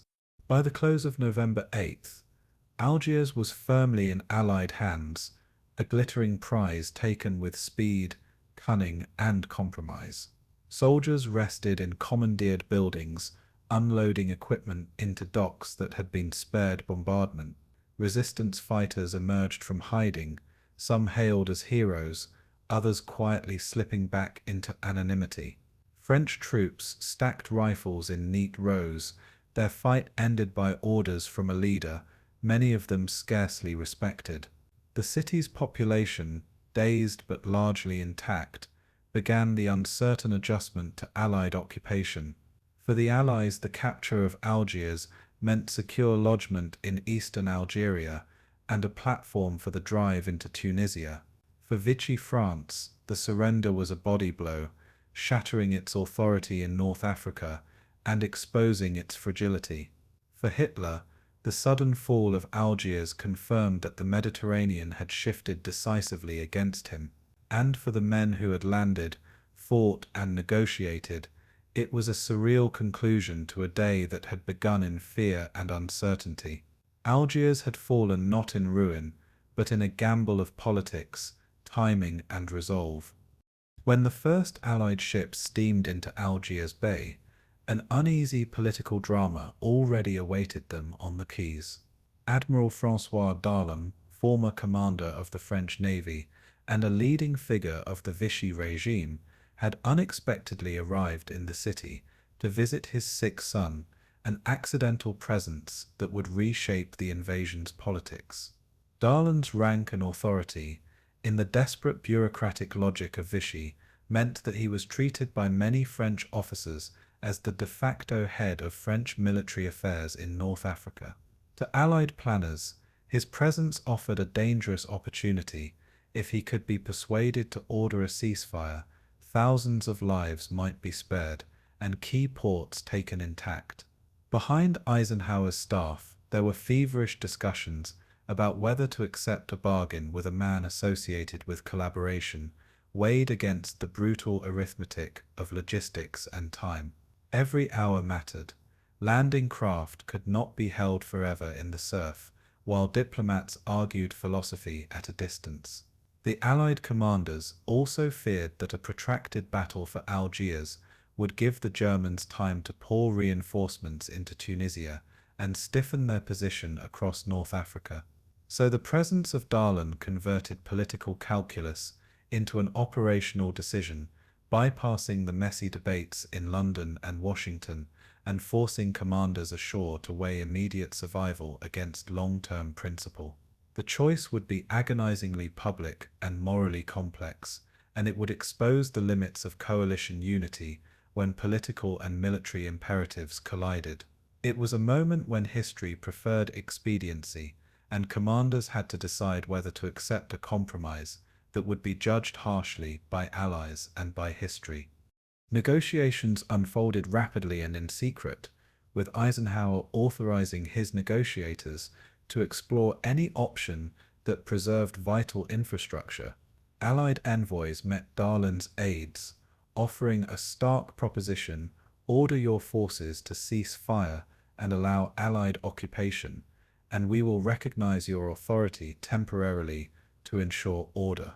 In the confusion of combat, Darlan, who had wielded power within the armaments and administration of Vichy France, agreed to issue orders for cessation of hostilities in exchange for de facto recognition of his position. His order, broadcast across radio networks, commanded French units to stop fighting, creating an immediate and profound effect on the battlefield. Within hours, docks and airfields that might have been pulverized by naval gunfire were open to Allied forces, allowing convoys to unload critical supplies and reinforcements with unprecedented speed. For Eisenhower, the military payoff was decisive. Ports that remained intact shortened the lifeline from the United States and liberated the invasion timetable from crippling delay. But the terms of the deal were bluntly transactional. The Allies effectively legitimized a Vichy official to secure a strategic advantage, a moral trade-off that reverberated through capitals. News of the arrangement spread quickly, provoking consternation among Free French leaders and unease in British political circles, where the optics of recognizing a collaborationist were politically explosive. Washington, ever pragmatic and anxious to consolidate gains, largely accepted the immediate military benefits while trying to downplay the diplomatic implications. In the short term, the ceasefire worked exactly as intended, but it had opened a political wound that would not heal easily. Charles de Gaulle and the Free French reacted with fury, denouncing the Allies for what they called conciliation with treason and fearing that Vichy figures would be rehabilitated by necessity. De Gaulle's ire was not abstract. He feared political marginalization and the undermining of his claim to represent France's legitimate government in exile. In London, Churchill privately bristled at the deal because it undermined Free French legitimacy, but publicly he recognized the harsh realities faced by military commanders on the spot. Roosevelt, focused on the practicalities of sustaining the invasion, offered tacit support for Eisenhower's decision, even as he calculated the political fallout at home and abroad. The American press and some politicians were critical, framing the decision as a moral compromise that rewarded collaborationists while setting back France's democratic restoration. Yet Allied military leaders argued that without the Darlan Order, the initial lodgment might have been bloodier and less sustainable, potentially costing more lives and jeopardizing the campaign. The result was a bitter partisan division. Soldiers slept in liberated docks, while diplomats and exiled politicians traded recriminations across lines of radio and cable. For the Free French, the sense of betrayal was visceral, leading to protests, denunciations, and the acceleration of political maneuvering to regain stature and control over liberated French territories. The Darlan deal thus created immediate operational relief and long-term diplomatic havoc, exposing the inevitable tension between wartime expediency and the politics of legitimacy. It became a test case for Allied relations. Could military success be separated from political morality when the two collided in the crucible of war? In the colonies themselves, the reaction was mixed. Some colonial officials welcomed the end of fighting and the restoration of order, while others seethed at what they saw as capitulation to a tainted figure. French settlers and business elites often prioritized stability and economic continuity, pressuring local commanders to accept the Darlan arrangement to protect ports and commerce. By contrast, many Free French activists and underground elements felt betrayed, fearing that collaborationist cadres would continue to wield power under a veneer of Allied authority. In North African towns, civilians tentatively ventured back into markets when the shooting stopped, but undercurrents of anger and suspicion simmered beneath the surface. American and British diplomatic missions scrambled to craft explanations that justified the decision as a pragmatic necessity, framing it as a temporary measure to save lives and infrastructure. Parliamentary critics in Britain raised questions about the moral cost, while in the United States senators demanded explanations from the administration. The propaganda war intensified, with Axis broadcasts gleefully accusing the Allies of hypocrisy and the Free French denouncing their former partners in exile. The psychological effect on French troops was complex. Some obeyed Darlan's orders out of duty, others took advantage of the lull to desert or lay down arms quietly. For Allied military governors, the immediate task became governance. Stop looting, restore police functions, and demonstrate that Allied occupation aimed at order rather than retribution. Yet beneath the veneer of administrative normalcy, a political storm was gathering that would shape the future governance of liberated French territories. From a purely military perspective, the Darlan surrender unlatched the ports of Algiers and Oran at precisely the moment when fuel, ammunition, and landing craft were desperately needed. Allied engineers poured onto quays, clearing wreckage, repairing berths, and establishing the supply hubs that would sustain operations into Tunisia. Airfields captured intact allowed RAF and USAAF fighters and transports to operate from closer bases, extending air cover over the central Mediterranean approaches. The uninterrupted flow of supplies revised operational timetables, enabling faster reinforcement of the Eastern Front and complicating German calculations about Axis reinforcement of Tunisia. Marine and naval planners could now schedule convoys with less fear of destroyed docks, accelerating the tempo of invasion and consolidation. Logisticians still faced challenges, clearing mines, repairing damaged cranes, and managing trapped stocks, but the initial hold on ports simplified the enterprise enormously. Troop morale received a boost as men saw ports bustling rather than blasted, with rations and ordnance reaching forward units by truck and rail. For operational commanders, the Darlan order bought time and resources that translated directly into battlefield success as Allied columns began to push eastward. That tactical benefit, however, had to be weighed against the political cost that would hamstring Allied relations with Gaullist forces for months.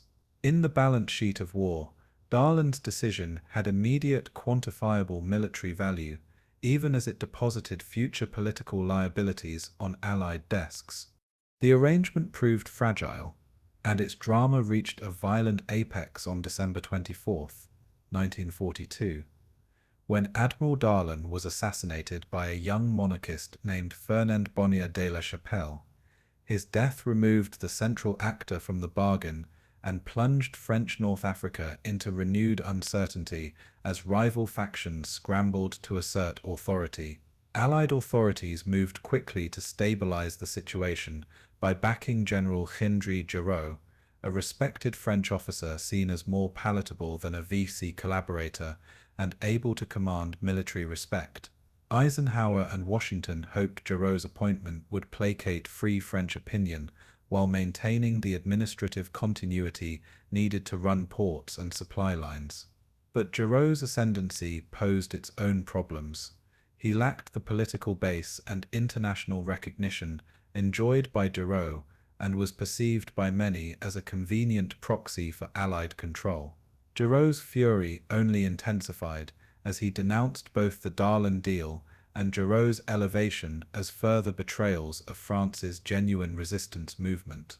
In the territories, local officials had to navigate a shifting set of loyalties, sometimes cooperating with Allied military governors, and sometimes hedging between rival French leaders. The assassination thus did not close the political chapter so much as open new perilous negotiations about authority, legitimacy, and the future of French governance. For the Allies, the lesson was stark. Temporary deals could provide immediate wartime benefit, but could also create futures of political instability that required careful management. The death of Darlan illustrated the fragile interplay of violence and diplomacy in wartime politics, a reminder that bargains struck under fire can break apart even more violently than the conflicts they intended to resolve. Eisenhower found himself at the center of both praise for operational success and criticism for political expediency, a duality that would define his wartime leadership. He defended the decision as a necessary evil, arguing that keeping ports intact and limiting civilian casualties were imperatives that trumped abstract moral purity in the short term. For Roosevelt, the calculation had been straightforward: win the campaign, secure supply lines, get American troops combat experience, and deal with political cleanup later. Churchill, whose instincts leaned toward supporting Free French legitimacy, privately chafed but accepted the operational necessity, even as he worried about long-term implications. De Gaulle, by contrast, felt personally insulted and politically cornered. His proclamations and propaganda played to French resentment, complicating Allied efforts to build a united French front. The disagreement among these leaders highlighted a profound tension in coalition warfare between strategic urgency and the politics of legitimacy. In staff rooms and drawing boards, planners re-examined how to manage liberated territories to avoid similar entanglements in Sicily and Italy. For soldiers on the ground, such high-level quarrels seemed remote, but their consequences shaped who assumed authority over towns, courts, and police stations. The Darlan deal left a lingering ambiguity about the Allies' role as liberators versus occupiers, a theme that would recur through the liberation of Europe. Above all, it revealed that even the most meticulously planned military operations must contend with personalities, politics, and the messy realities of power. In the long view, the Darlan deal remains a case study in the moral compromises of wartime statecraft. A decision that saved lives and infrastructure, but compromised political principles. Historians continue to debate whether it was a necessary evil or a stain on the Allied commitment to liberate France from collaborationist rule. Its immediate military benefits were undeniable: intact ports, operational airfields, and expedited logistics that materially aided the campaign into Tunisia. Politically, however, it deepened rifts between London and de Gaulle, complicated US relations with Free French leaders, and sowed discord across North African society. The assassination of Darlan and the rise of Giraud only underscored how fragile authority proved in liberated spaces, and how quickly occupations could become political minefields. The episode taught Allied planners that winning battles was only the first step. Winning legitimacy required a different set of instruments, political, civic, and moral, often harder to wield than artillery.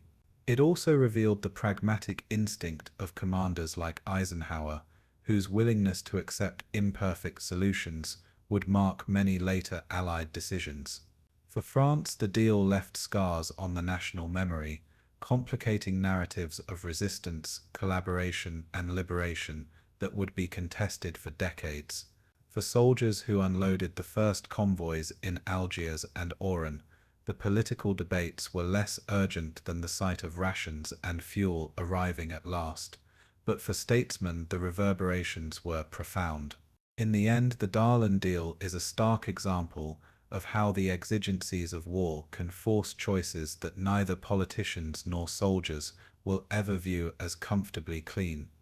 The news of Operation Torch struck Berlin like a thunderclap, and Adolf Hitler's reaction was as furious as it was immediate.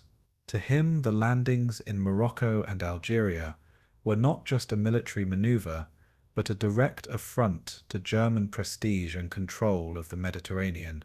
Hitler raged in his Wolf's Lair headquarters, convinced that France had betrayed him by allowing the Allies to strike in Vichy territory. His anger boiled over into swift orders. North Africa was to be reinforced at once, and Tunisia was to be transformed into a fortress capable of holding back the Allied tide. Within hours, German commanders drafted emergency deployments, summoning troops from occupied Europe and redirecting air assets from Sicily and Sardinia. The Axis had been caught off guard by the scale of Torch, but their response was swift, ruthless, and highly organized. Mussolini, eager to reassert Italy's relevance in the Mediterranean, pledged Italian divisions and aircraft to the defense of Tunisia. Together, the Axis leaders envisioned Tunisia as a new front line, a place where the Allies could be checked and the initiative regained. Hitler's fury translated into action with frightening efficiency, unleashing a race for control of North Africa's narrow corridor. The Torch landings had opened the door, but the Axis was already rushing to slam it shut.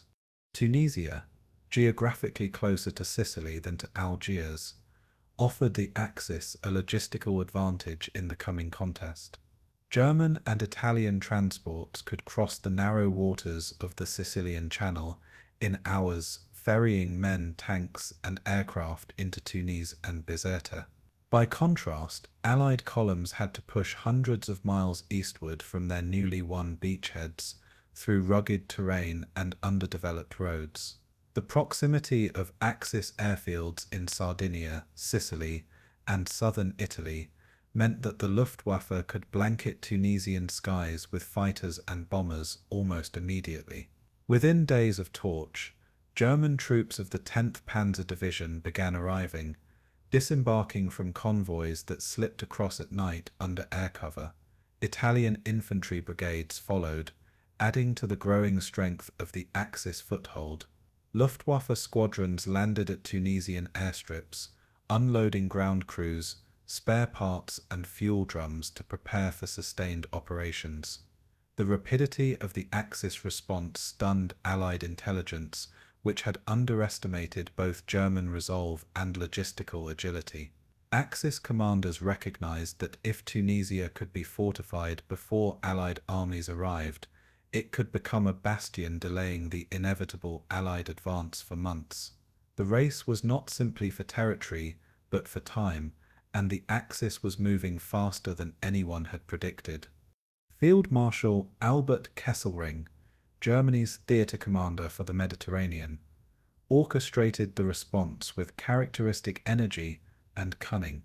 He had long argued that North Africa remained a critical front, and now he seized the opportunity to prove it. Kesselring coordinated airlift operations, directing Junkers transports to shuttle men and equipment into Tunisia in a non-stop relay. His priority was speed, get boots on the ground, establish strong points, and hold key cities before Allied troops could close in. German paratroopers were among the first to arrive, fanning out to secure Tunisian airfields and erect defensive perimeters. Italian forces brought artillery and anti-aircraft guns, stiffening the growing Axis lodgment. Kesselring also leaned heavily on the Luftwaffe, pushing for fighter cover over every convoy and bomber raids against Allied positions advancing east. His strategy was clear: build a wall in Tunisia and bleed the Allies as they tried to climb it. Reports from his staff painted a picture of determination and momentum as convoys landed daily despite occasional losses. In Berlin, his dispatches soothed Hitler's initial fury, portraying Tunisia as the foundation for a renewed Axis stand. For Kesselring, the challenge was enormous, but the speed of his response made it possible. On the ground, General Walther Nering was appointed to command German forces as they arrived in Tunisia, a veteran of armored warfare. Nering understood the importance of mobility in the constricted terrain of North Africa. He set about organizing his limited resources into a coherent defense, deploying tanks along road junctions and infantry to guard approaches to Tunis and Bizerta. Italian officers coordinated with him uneasily, their divisions brave but under-equipped compared to the German formations. Together they built a patchwork defense, buying time for reinforcements to pour in from Europe.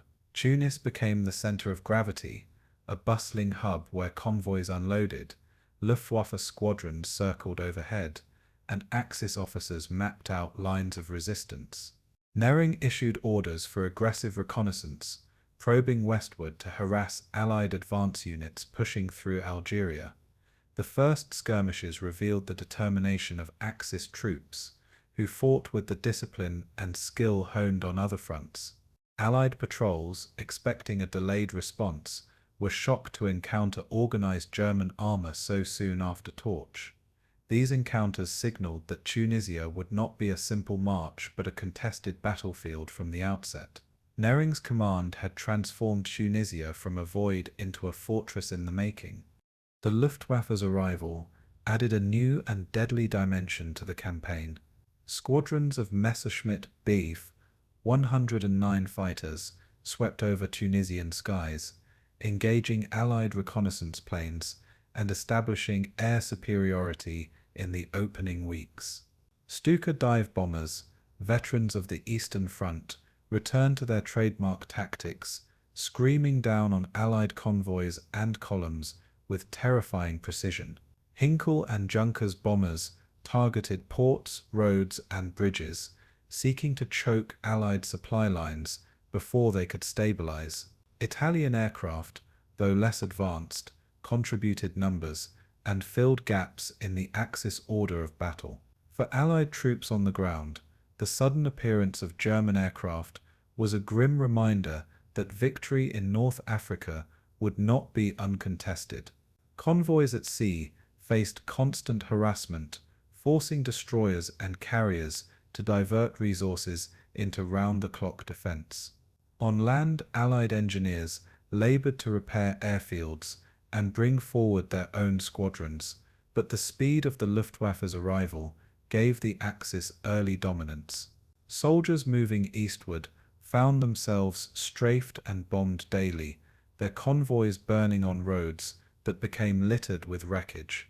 The skies above Tunisia had become a battlefield in their own right, and for the first time in Torch, the initiative lay with the Axis. Control of the air would prove decisive in shaping the tempo of the ground war. For Hitler, the rapid mobilization into Tunisia was also a matter of prestige and psychology. Torch had humiliated Vichy France and exposed Axis weakness in North Africa, but a strong stand in Tunisia could reverse the narrative. He framed the reinforcement as a chance not only to halt the Allies, but to punish what he saw as French betrayal. Orders went out for propaganda to trumpet German reinforcements as evidence of Axis resilience, portraying Tunisia as the graveyard of Allied ambition. Mussolini echoed this rhetoric, promising that Italian divisions would reclaim honor and that North Africa would remain under Axis control. Behind the slogans, however, lay the cold reality that German resources were already stretched thin, divided between the Eastern Front, the Atlantic defenses, and the Mediterranean. Still, Hitler demanded commitment, ordering that Tunisia must be held at all costs, even if it meant draining reserves from other fronts. For the Wehrmacht, this meant another exhausting campaign layered atop existing burdens, yet obedience was absolute. German generals grumbled privately, but they carried out their orders with ruthless efficiency. Tunisia had suddenly become a new proving ground for Hitler's stubborn will, his rage transformed into strategy. For the Allies, the Axis surge into Tunisia was both a shock and a grim awakening. Eisenhower and his commanders had assumed they would have weeks, perhaps months, to consolidate before serious opposition materialized. Instead, they found themselves facing German armor and Luftwaffe squadrons within days of landing in North Africa. The logistical advantage of Axis proximity allowed them to flood Tunisia with men and machines faster than Allied columns could march across Algeria. Intelligence estimates had underestimated German resolve, leading to a dangerous underpreparedness in Allied planning. Soldiers advancing eastward soon realized that the road to Tunis would be contested every step of the way through mountain passes and rolling plains ideal for defense. Supply lines, already stretched thin, now faced constant air attack and sabotage, slowing the momentum of the Allied advance. Commanders wrestled with the dilemma of whether to push aggressively forward or pause to build strength, knowing every delay gave the Axis more time to fortify. The dream of sweeping quickly into Tunisia was replaced by the reality of grinding attrition. Torch had opened the door, but the Axis had stepped through it with startling speed. By the end of November 1942, Tunisia had become a battlefield in its own right, a new front carved out by the ferocity of Axis response. German and Italian troops dug into strongpoints, Luftwaffe aircraft prowled the skies, and convoys continued to shuttle reinforcements across the narrow sea. The Allies, still consolidating in Morocco and Algeria, realized that the campaign had entered a new and perilous phase. Torch had been a success, but the swift Axis counterstroke meant the war in North Africa was far from won. Hitler's fury had translated into a determined defense, turning Tunisia into a bastion that would tie down Allied forces for months. For the men on the ground, the advance eastward was no longer a triumphal march, but a grueling contest against seasoned German troops. In Berlin and Rome, Axis leaders boasted of a coming reversal, declaring Tunisia the line that would not break. In Algiers and London, Allied leaders reassessed strategies, preparing for the grinding battle that now loomed. The Mediterranean had shifted again, its balance unsettled by the speed of Axis reaction. Operation Torch had lit the fire, but the flames of resistance now burned fiercely in Tunisia. And for the soldiers advancing toward Tunisia, the hardest battles still lay ahead. With Algiers secured, and the Darlan deal stabilizing French cooperation, the Allies turned their eyes east toward the next prize, Tunisia. The orders were blunt and urgent: move as quickly as possible to seize Tunis and Bizerte before the Germans could fully reinforce. Eisenhower and his staff understood that speed was essential, that days rather than weeks could determine whether Tunisia fell easily or became a fortress.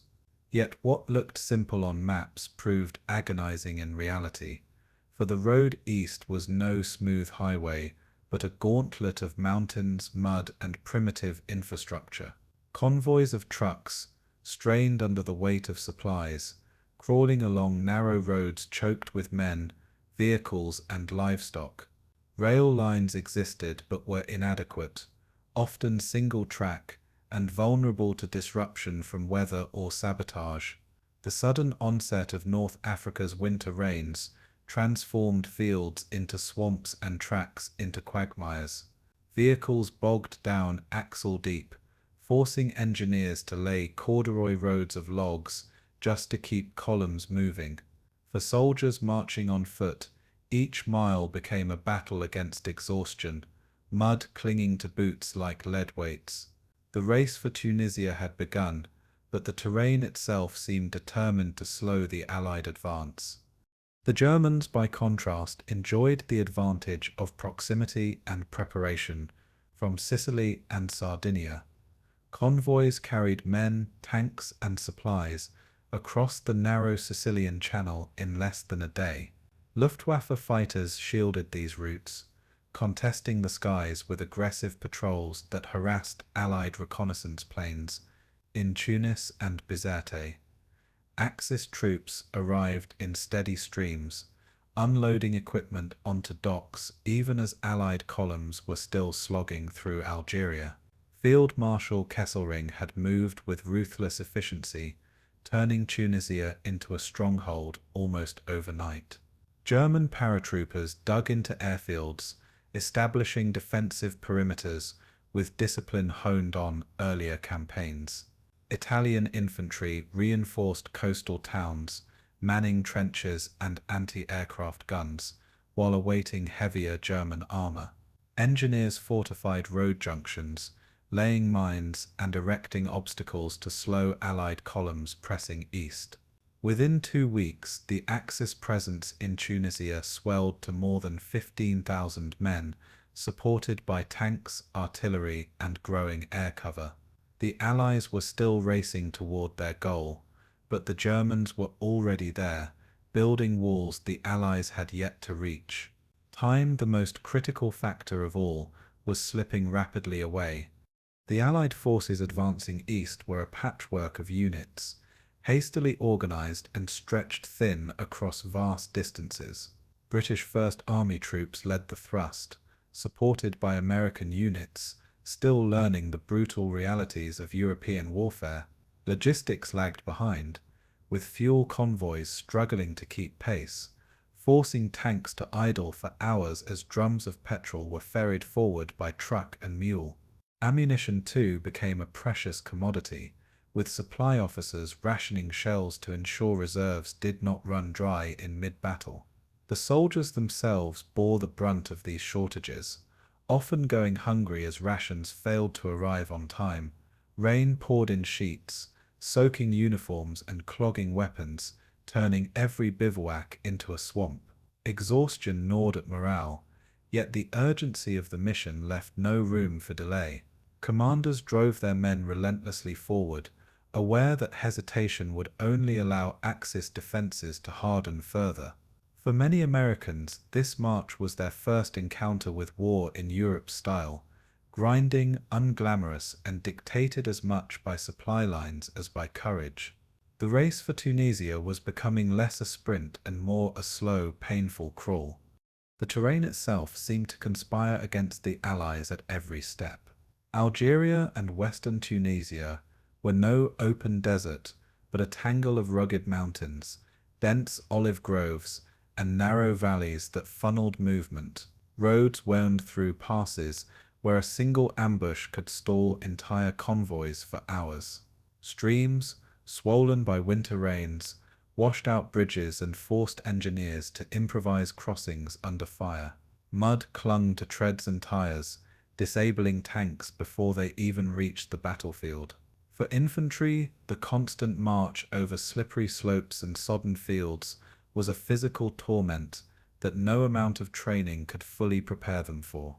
Artillery had to be dragged through mire by teams of trucks and horses, often arriving days behind schedule. Communications lagged as wires snapped under storms, and radios sputtered in the rain, leaving commanders struggling to coordinate advances. Every mile won was paid for not only in casualties, but in sheer exhaustion, a war against the elements as well as the enemy. The geography of Tunisia was proving itself as formidable as the armies that defended it, and in that geography, the Axis found a natural ally. As Allied columns pushed forward, they began to encounter the first organized German resistance west of Tunis. Reconnaissance units of the 10th Panzer Division probed Allied lines, testing their strength and slowing their advance with sudden ambushes. Small but well-trained German detachments appeared seemingly from nowhere, laying mines, setting up roadblocks, and melting back into defensive positions.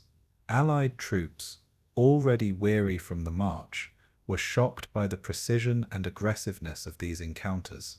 Tanks that had rolled confidently through Morocco and Algeria now found themselves engaged by German armor in narrow valleys where maneuver was impossible. Anti-tank guns barked from concealed ridges, knocking out Shermans and Crusaders before they could bring their guns to bear. Mortars and machine guns turned choke points into killing grounds, forcing Allies to deploy infantry in cautious sweeps.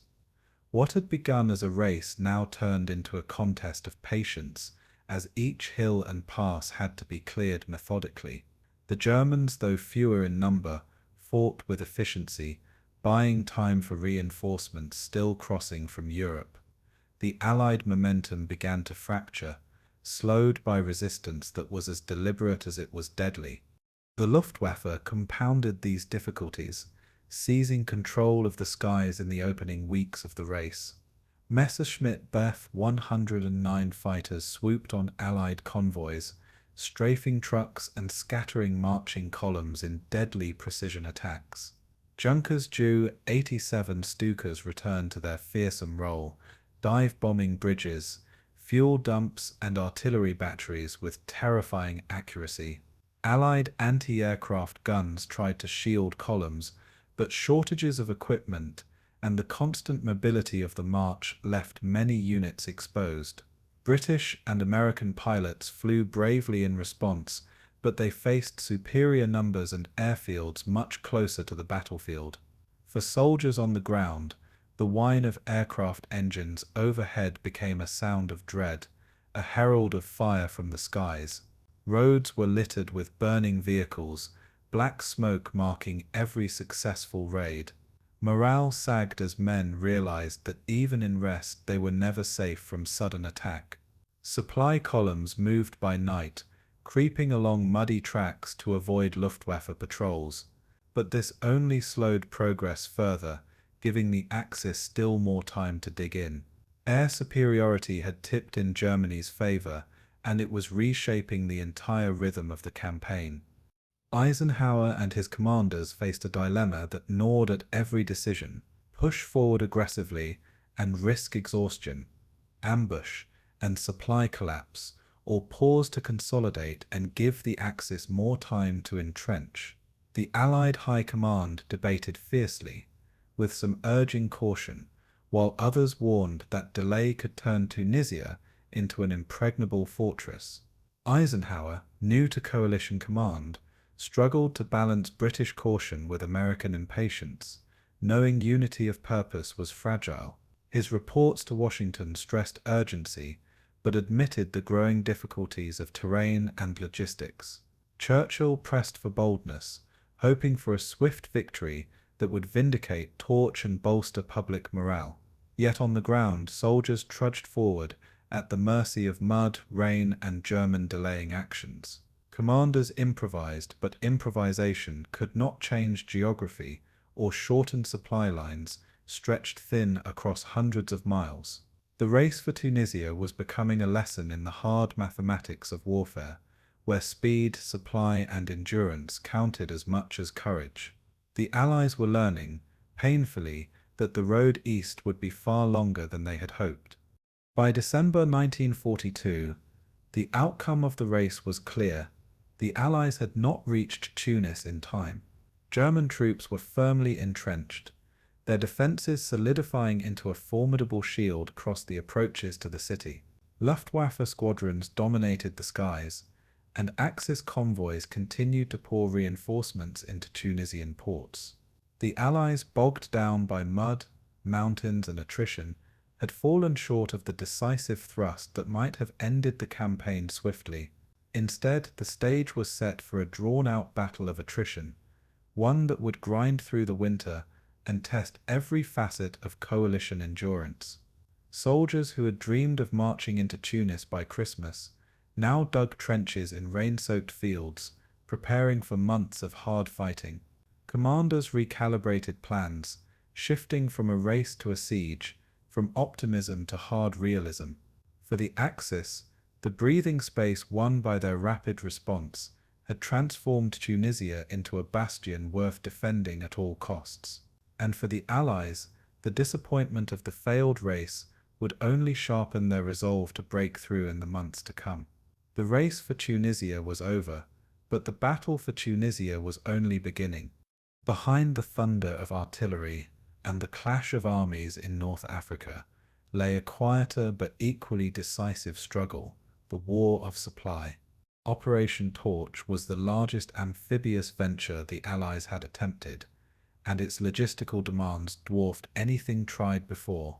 The Armada had delivered tens of thousands of men to Morocco and Algeria, but sustaining them required an unbroken chain of convoys stretching back to the American and British coasts. Every bullet, every ration tin, and every gallon of fuel had to cross oceans infested with U-boats before it reached soldiers in the mud of Tunisia. The ports seized in November were fragile lifelines, many damaged by sabotage, inadequate for the weight of cargo pouring onto their quays. Casablanca, Oran, and Algiers became vast warehouses under the open sky, their harbours jammed with ships waiting to unload.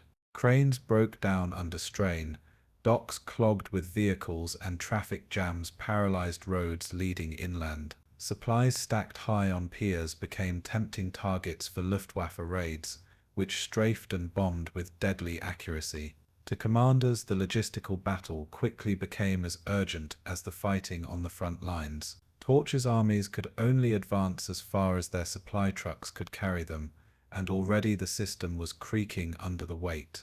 Casablanca, the jewel of the western landings, was at once a triumph and a frustration.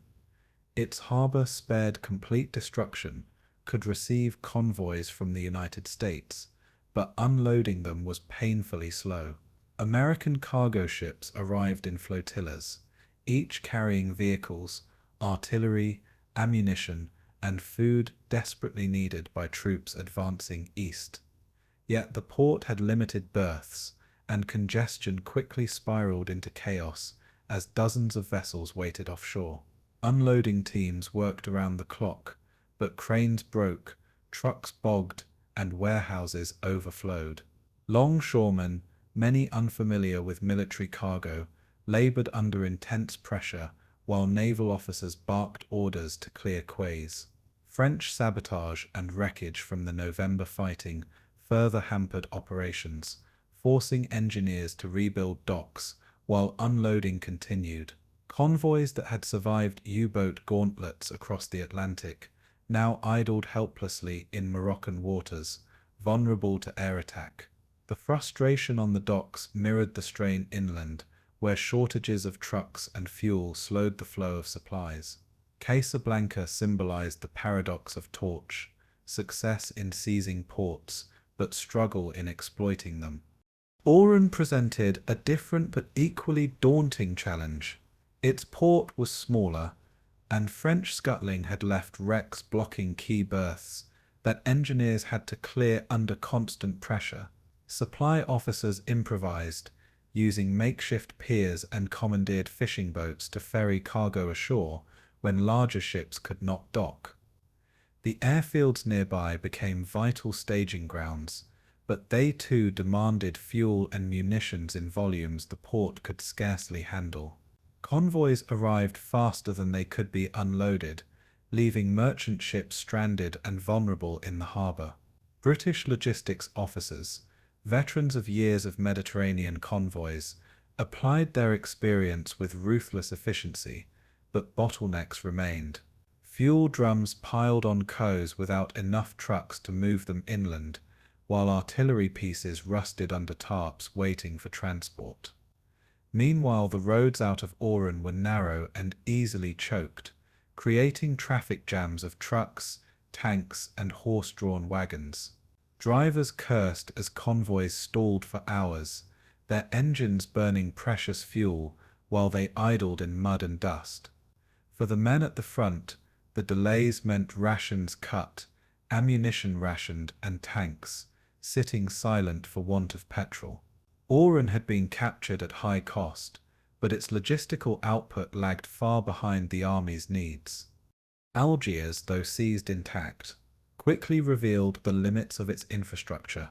Its harbour was crowded with ships, almost from the first day, unloading under the watchful eyes of Allied officers desperate to keep supplies moving. The port became a living city of cranes, dock workers, engineers, and soldiers, all working around the clock in a desperate ballet of logistics. Yet its warehouses were quickly overwhelmed, stacks of crates spilling into streets, guarded hastily against theft or sabotage.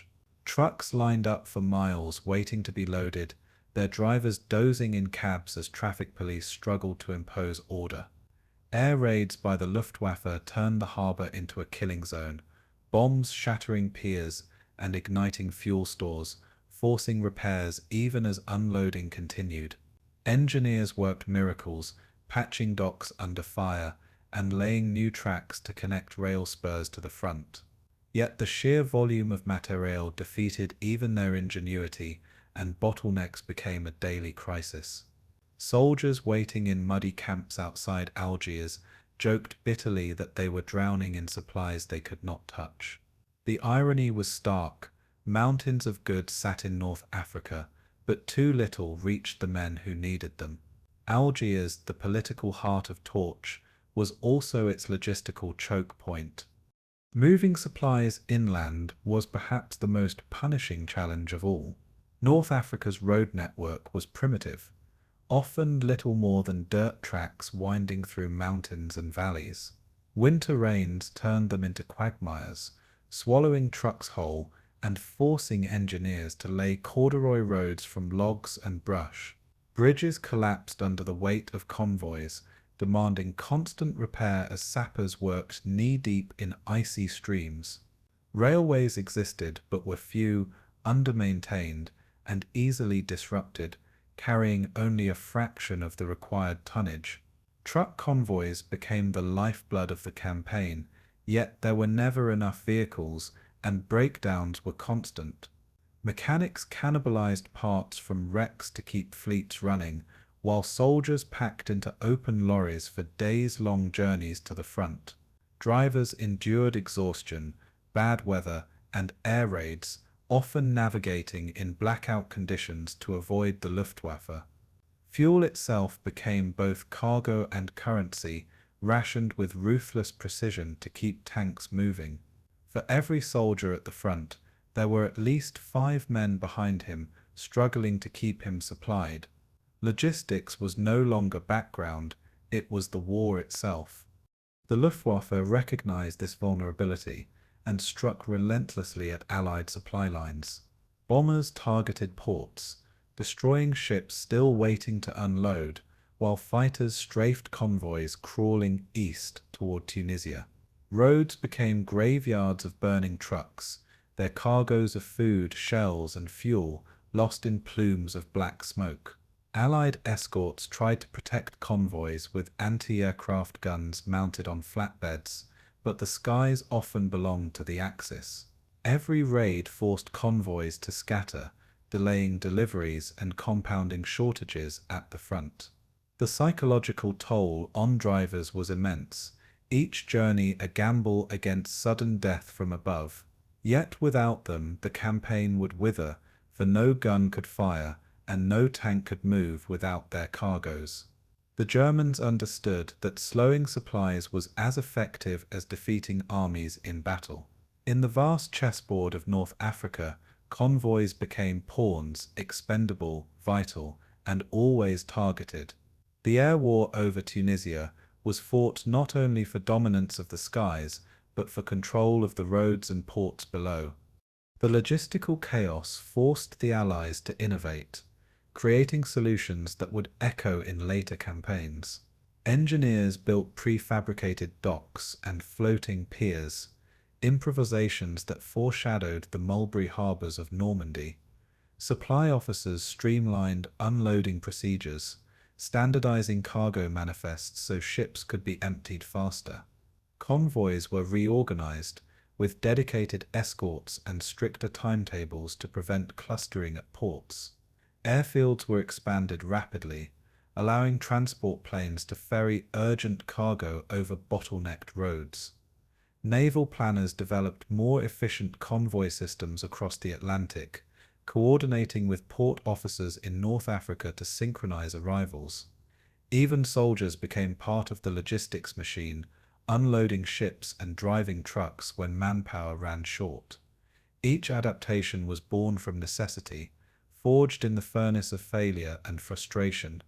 Torch became a logistical classroom, teaching lessons in scale, coordination, and improvisation that no manual had prepared. Those lessons, bitterly learned, would shape Allied operations in Sicily, Italy, and ultimately Normandy.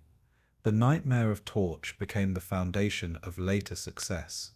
By early 1943, the Allies had stabilized their supply situation, but the scars of the logistical nightmare remained.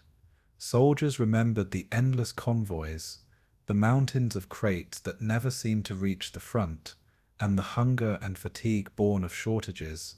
Commanders recalled the sleepless nights spent balancing fuel allotments, knowing that a single convoy's delay could halt an entire advance.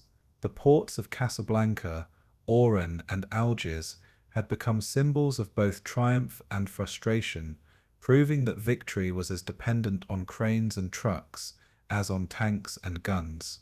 Torch revealed that modern warfare was not simply about battle plans, but about sustaining armies across oceans, mountains, and deserts. For every tank that rolled into Tunisia, dozens of men had labored unseen to fuel it, arm it, and feed its crew. Logistics was no longer the hidden art of war, but its central artery, dictating pace, scale, and possibility. The Allies had stumbled, improvised, and learned, transforming failure into experience. When future invasions came, they would remember the chaos of Torch and prepare accordingly. The nightmare had taught them that wars are won not only on the battlefield, but on the dockside and the supply road.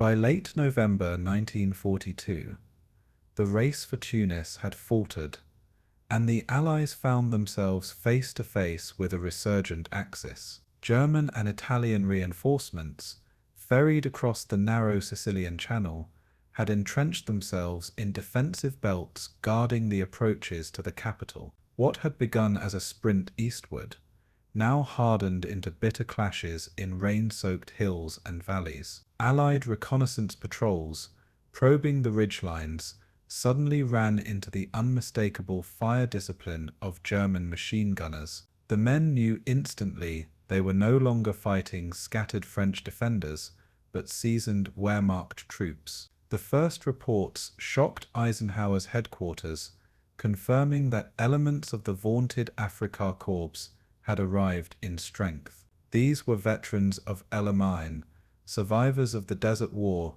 who carried with them the confidence of experience. Their presence meant that Torch's easy victories were over, replaced by a brutal education in German tactics. The hills of Tunisia became the classroom, and the lessons were taught in blood. The first battles in Tunisia marked the beginning of a new, harsher phase of the campaign. The terrain favored the defenders, with narrow passes, rocky escarpments, and mud-choked valleys, offering perfect positions for ambushes. German engineers quickly laid mines across roads, forcing Allied convoys to halt under the threat of sudden detonation. Infantry dug into hillsides, their machine guns sighted to sweep every approach, while artillery concealed behind ridges waited to pounce. Allied columns advancing east found themselves halted again and again, bleeding time and men with every mile. At places like Medjez el Bab and Jadada, patrols reported German armor prowling the fields, their silhouettes instantly recognizable to seasoned observers. The Panzer IVs and the feared 88 guns were back in play, weapons that had shattered British advances in the desert, and now turned their fire on fresh American and British formations. Allied soldiers, many facing their first real combat with Germans, were stunned by the precision and lethality of their enemy. Casualties mounted quickly, ambulances clogging muddy tracks, as medics fought to keep pace with the flood of wounded. The optimism of early November gave way to the grim realization that Tunisia would not fall quickly. The mountains and valleys of North Africa had become a new proving ground for the Western Allies. The British First Army bore the brunt of these early encounters. Its divisions strung out along narrow supply lines and forced to attack piecemeal. Major General Kenneth Anderson, commanding in Tunisia, pushed his men forward despite poor weather and inadequate preparation. His orders reflected the urgency of the campaign, but they also revealed the inexperience of a coalition still learning to fight together. In December, British units advanced toward Deir, hoping to seize the key airfield that anchored German defences. Instead, they were met by concentrated artillery and counterattacks that drove them back with heavy losses. Tanks became bogged in mud, their engines whining uselessly as German shells tore into immobilized hulks. Infantry who had expected swift progress now found themselves pinned to sodden ground, crawling for cover as machine gun bursts stitched the earth. The attacks stalled, leaving commanders frustrated and men demoralized by the scale of their losses. The Allies had discovered, to their dismay, that the Germans would not relinquish Tunisia without a fight worthy of their reputation. Every clash proved that Torch's momentum had met a wall of steel and fire. For American troops, the first real contact with German forces came as a shock to both morale and tactics. The U.S. 1st Armored Division, eager to prove itself, advanced into the Tunisian hills with confidence born of training but little experience.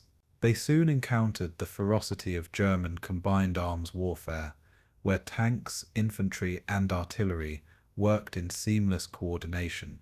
At Degeb el-Abiod and later at Tebiba, American units ran headlong into German counterattacks executed with ruthless precision. Panzers charged forward under the cover of artillery barrages, supported by infantry who pressed relentlessly into gaps. American Shermans and Stuarts fought bravely, but were often outmaneuvered in terrain that favored the defender. Losses were severe, and entire companies were cut to pieces in battles that revealed the gulf between training exercises and real war. Survivors spoke with awe and fear of the efficiency of their enemies, who seemed to anticipate every move and strike with uncanny timing. For many young Americans, Tunisia was their baptism of fire, and it burned away illusions of an easy road to victory. The names of villages and ridgelines unknown weeks before now became etched in memory as places of sacrifice. The Luftwaffe dominated the skies over these battlefields, compounding Allied struggles on the ground. Fighters and bombers swept in from Sicilian bases, strafing convoys, pounding artillery positions, and disrupting every attempt at orderly advance. Stukas shrieked as they dove on tank columns, their bombs tearing craters in muddy roads and scattering infantry in panic. Allied anti-aircraft fire claimed victories, but the imbalance was clear. The Axis held the initiative in the air. Pilots returning to Tunisia from Sicily landed to cheers, their presence a visible reminder of German determination. For Allied soldiers, the endless drone of engines overhead became a sound of dread, forcing them to march and fight under constant threat. Supply lines, already stretched thin, buckled under repeated attacks, leaving fuel and ammunition stranded far behind the front. Commanders pleaded for more aircraft, but the pace of Allied air buildup lagged behind Axis efficiency. The battlefield became a deadly arena, where Allied ground forces faced not only entrenched defenders, but domination from above. Tunisia's skies belonged to the Axis in those early weeks, and it exacted a heavy toll. The first battles revealed just how vulnerable Torch's armies remained. In the villages and towns that dotted the Tunisian countryside, civilians watched as their homeland became a battlefield once more. Farmers saw their fields churned into mud by tank treads, their homes commandeered as billets for soldiers from both sides. Children learned to distinguish the whine of artillery shells and the scream of Stukas diving for cover as battles erupted around them. Many civilians, resentful of occupation, quietly aided the Allies, but others feared reprisal from Axis troops and kept their distance. The campaign's sudden arrival in Tunisia created waves of displacement, with families abandoning villages caught in the crossfire, refugees crowded roads, slowing military convoys, and adding to the chaos of already clogged supply lines. Soldiers encountered faces marked by hunger and fear, a reminder that war was not only fought between armies, but lived by ordinary people. For commanders, the civilian presence complicated every move, making restraint and precision as vital as aggression. Yet restraint was often impossible in the chaos of battle, and civilian suffering mounted alongside military losses.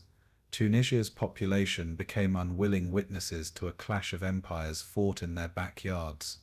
The psychological impact of these early defeats and stalemates rippled through Allied ranks. Soldiers who had celebrated victory at Algiers now spoke in hushed tones about German efficiency and resilience. Letters home shifted in tone, from optimism to grim acknowledgement that the war would be longer and harder than imagined. Commanders wrestled with frustration, forced to attack without sufficient air cover, fuel, or clear intelligence.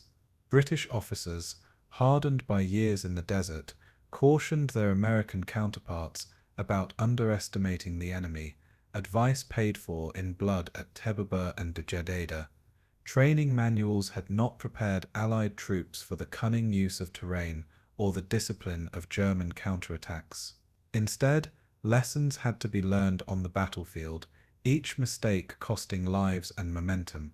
For many, the first encounters with the Afrika Korps were sobering reminders of why Rommel's name carried such weight.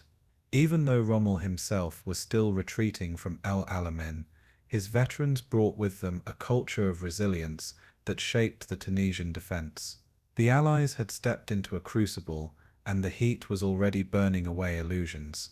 Tunisia had become the proving ground for the next phase of the war. By the close of December 1942, the front had stabilized into a line of contested ridges and valleys west of Tunis. The Allies had advanced far enough to threaten the city, but the Germans had dug in and halted the drive with ruthless efficiency. Eisenhower and Anderson now faced the grim truth. The campaign would not be won in weeks, but in months of grinding attrition. The optimism of Torch had faded into the mud of Tunisia, replaced by a sobering appreciation of the challenge ahead. German reinforcements continued to pour in, while Allied supply lines stretched ever thinner across Algeria. The first battles had given the Axis time, and time was the resource they needed most to build a formidable bastion. Soldiers dug trenches, set barbed wire, and prepared for winter rains that turned the battlefield into a swamp. The first round of combat had gone largely to the Germans, whose discipline and speed secured them the upper hand. Yet the Allies had gained something intangible: experience, bitterly won, that would serve them in the months to come. Tunisia had declared itself a battlefield of endurance, and both sides now settled in for the fight.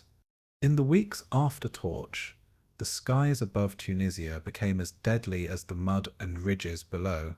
The Luftwaffe, summoned by Hitler's fury and orchestrated by Kesselring's relentless energy, arrived in strength to contest every Allied move.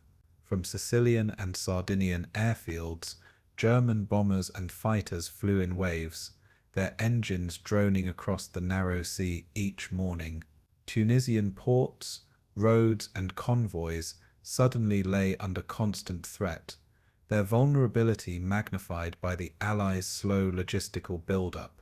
For Axis commanders, air power became the decisive tool, a force multiplier that compensated for their limited ground troops. Luftwaffe squadrons were veterans of the Eastern Front, and the Blitz, men hardened by years of combat in the skies. They knew how to strike quickly, disrupt supply lines, and withdraw before Allied fighters could respond. Every sortie had a purpose: stall the Allied advance, bleed their columns, and buy time for Axis reinforcements to entrench. By late November 1942, Tunisia was no longer just a battlefield of mud and steel. It was a battlefield of wings and bombs. The struggle for air superiority would shape the tempo of the entire campaign. The Messerschmitt Bf 109S, sleek and lethal, became the most feared predators over Tunisia. Their patrols swept low over Allied convoys, strafing trucks and fuel columns with devastating precision. Soldiers described the terrifying moments when the distinctive wail of diving fighters sent men scrambling for ditches. Bombers followed, Junkers Ju-88S and Henkel He-111S, releasing loads of explosives onto roads, ports, and airstrips. The Allies had few defences early on, their own fighter squadrons still assembling and their airfields too far behind the front. Every day, Luftwaffe aircraft struck, leaving behind smouldering wrecks of vehicles and men. Convoys that had survived U-boats and storms across the Atlantic now burned on Tunisian roads within sight of their destination. The Bf 109's dominance forced Allied troops to march at night, creeping along tracks in blackout columns. The cost in time and morale was immense, each day of delay giving the Germans still more time to dig in. Air superiority was no longer a luxury, it was survival. The Stuka dive bomber, long the symbol of German aerial terror, returned to Tunisia with its banshee scream. Ju-87S, though increasingly vulnerable on other fronts, thrived in Tunisia's contested skies, where Allied fighters were scarce. They dove onto British artillery batteries and American tank columns, their sirens shrieking as bombs plunged into clustered vehicles. Soldiers recalled the earth-shattering concussions, the sight of burning tanks and men flung into the air by direct hits. At Tebeba and Mejaz el Bab, Stukas broke up Allied attacks before they could even begin, shattering formations with relentless precision. Anti-aircraft guns barked in reply, but there were never enough to cover every convoy or column. Allied infantry often scattered for cover in open fields, helpless as bombs cratered the ground around them. The Stuka's psychological impact was as significant as its destructive power, sowing panic among inexperienced troops. It reminded the Allies that the Luftwaffe remained a weapon of terror as well as destruction. In Tunisia, its scream became the anthem of Axis resistance. Ports became the Luftwaffe's favoured hunting grounds, and Algiers, Oran, and later Bonn bore the brunt. Cargo ships that had braved the Atlantic were sunk at their berths, their supplies vanishing in towering plumes of fire. Docks were hammered repeatedly, cranes twisted into wreckage, warehouses reduced to rubble. Engineers worked around the clock to repair facilities, even as bombers returned night after night to undo their progress. The Luftwaffe understood that logistics were the lifeblood of Torch, and their attacks on ports were strikes at the Allies' jugular. Algiers, packed with ships and stores, became a particular target, its harbour a constant blaze of flares, smoke, and shattered steel. The chaos disrupted unloading schedules, leaving supplies stacked high on piers, vulnerable to the next raid. Allied anti-aircraft defences improved slowly, but never enough to prevent damage on a crippling scale. For every ton unloaded, another seemed lost to the skies. Tunisia's battlefields were shaped not only by what arrived, but by what the Luftwaffe destroyed before it could leave the docks. Airfields themselves became battlegrounds, contested in a deadly cycle of attack and repair. The Luftwaffe struck Bonn and Bleda with relentless fury, cratering runways and destroying aircraft on the ground. Allied crews labored to fill holes with gravel and steel matting, only to see new craters carved by bombs hours later. Fighters like the P-38 Lightning and Spitfire began to arrive in greater numbers, but they faced the daunting task of countering experienced German squadrons. Pilots spoke of duels fought at dizzying speeds over Tunisian hills, where one moment's hesitation meant a fiery death. The Allies lost aircraft in staggering numbers in those early weeks, their squadrons battered by attrition before they could establish momentum. Yet each sortie flown brought valuable lessons, sharpening Allied tactics for the long struggle ahead. The Germans, for their part, flew with confidence, knowing their bases in Sicily gave them a decisive advantage in distance and resupply. The air war became a contest of endurance, fought not just in the skies but on the ground where crews worked night and day. Tunisia's fields and towns echoed with the roar of engines, the crack of flak, and the endless grind of aviation warfare. The skies over Tunisia were as lethal as the trenches below. For the soldiers marching on the ground, the Luftwaffe was a constant, oppressive presence. Convoys halted at the first sound of engines, men scattering to gullies and ditches, trucks camouflaged hastily with branches. Horses and mules, still used in large numbers, bolted in panic as bombs fell, adding chaos to already clogged supply lines. Survivors recalled days when entire columns were left burning on roadsides, black smoke visible for miles. The cumulative effect was exhaustion, a sense of vulnerability that gnawed at morale. Letters from the front spoke of the curse of the German sky, a reminder that the enemy's reach extended far beyond the trenches. Drivers made the sign of the cross before every journey, knowing each convoy was a gamble with fate. Air cover gradually increased, but never fast enough to erase the fear instilled by daily raids. The Luftwaffe had made the air itself a weapon, turning every march into a gauntlet of fire. Tunisia's war was fought as much in the clouds as in the mud. Yet the tide did not remain one-sided forever, for Allied air power was growing, learning, and adapting with each passing week. American P-38 Lightnings, with their long range, began to challenge German patrols over Tunisia. British Spitfires, battle-tested over Europe, provided critical reinforcements, engaging Messerschmitts in swirling dogfights above the ridges. RAF and US AAAF bombers struck back at Sicilian airfields, hammering runways and fuel depots in daring raids. Engineers laid steel matting to stabilize Tunisian airstrips, creating the forward bases needed to sustain continuous sorties. Coordination between air and ground units improved, with convoys increasingly shielded by fighter escorts. The Luftwaffe still held the initiative, but its margin began to narrow as Allied squadrons multiplied. Losses on both sides mounted, with skies littered by parachutes and smoke trails marking fallen machines. For the first time, the Allies glimpsed the possibility of parity in the air, though victory remained distant. The struggle for Tunisia was shifting, slowly but inexorably, toward balance, and balance in the skies would decide the balance on the ground.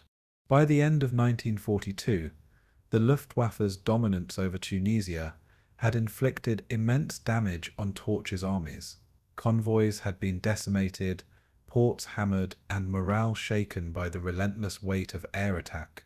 Yet the Allies endured, adapting under fire, and laying the foundation for future superiority. The air war over Tunisia was no mere sideshow. It was the crucible in which Allied air doctrine for the Mediterranean was forged. Pilots, ground crews, and engineers worked in unison to claw back the skies, learning lessons that would later shape Sicily and Normandy. The Luftwaffe, for all its ferocity, was fighting on borrowed strength, its resources already stretched by demands on the Eastern Front. Tunisia had revealed the reach and resilience of German air power, but also its limits. The Allies, bloodied but not broken, were learning how to outlast their opponent. For the men who marched and fought below, survival depended on the outcome of this aerial struggle. And for Tunisia, the skies themselves became the decisive battlefield of the campaign. By the winter of 1942, the Allied campaign in North Africa had become more than a battle of armies. It was a trial by fire for leadership itself. At the top stood Dwight D. Eisenhower, a relatively unknown American general, whose appointment as Supreme Commander had surprised many. His role was to weld together British and American forces into a single functioning coalition capable of defeating the Axis. Torch had given him his first true test, and Tunisia now became the crucible in which his leadership would be judged. Eisenhower quickly discovered that commanding in theory was vastly different from commanding amid the mud, delays, and bitter setbacks of reality. He faced constant challenges, supply failures, conflicting personalities, and the sheer complexity of managing a transatlantic army. His headquarters in Algiers became a hive of tension where British staff officers and American newcomers debated strategy and execution. Eisenhower's greatest skill, his ability to mediate, listen, and compromise, was tested daily under enormous pressure. Tunisia was proving that the war could not be won by force of arms alone. It also required unity of command, and that unity would not come easily. The friction between British and American officers was palpable, sometimes boiling into open disagreement. The British, hardened by years of desert warfare, often dismissed their American allies as inexperienced and reckless. Americans, in turn, bristled at what they saw as condescension, believing their fresh energy and resources would win the war. Eisenhower spent long hours smoothing egos, reminding both sides that unity was their only path forward. Major General Kenneth Anderson, commanding the British First Army, pushed for cautious advances, while American officers pressed for bold thrusts. These disagreements revealed not just differences in doctrine, but also the growing pains of an alliance still learning to trust itself. Eisenhower, patient yet firm, listened to arguments, weighed intelligence, and forged compromises that sometimes satisfied no one fully. He insisted on coalition planning, forcing staffs to share intelligence and coordinate movements despite cultural friction. It was messy, inefficient, and often frustrating, but it built habits of cooperation that would strengthen the Allied war machine. Coalition warfare was as much about personalities as about strategies, and Eisenhower was learning how to balance both. His calm presence became a steadying force amid chaos. The failures in Tunisia's early battles sharpened these tensions, but they also forced hard lessons. At Tebber, American units advancing rashly into German counterattacks suffered heavy losses, a sobering reminder of inexperience. British veterans pointed to the disaster as proof of their warnings, while American commanders bristled at the criticism. Eisenhower had to confront the reality that his armies were not yet ready for decisive offensives. Training was inadequate, coordination was clumsy, and supplies failed to keep pace with ambition. Yet in failure lay opportunity, for these mistakes would become the lessons that forged future victories. Eisenhower ordered reviews, encouraged candor, and demanded improvement rather than excuses. He understood that mistakes could destroy morale if left unaddressed, but could also build resilience if openly acknowledged. The coalition was learning through trial and error, and Eisenhower's role was to ensure that each failure was not repeated. Tunisia became not only a battlefield but a classroom for generals and soldiers alike. The education was harsh, but it was invaluable. Among the figures rising during this period was George S. Patton, a man of volcanic energy and uncompromising aggression. Though not yet unleashed in Tunisia's battles, Patton's reputation loomed large, and Eisenhower kept him in reserve for the moment opportunity demanded his fire. Patton's insistence on discipline, training, and relentless forward motion contrasted sharply with the cautious Anderson. His presence injected a sense of urgency into American ranks, a belief that boldness could compensate for inexperience.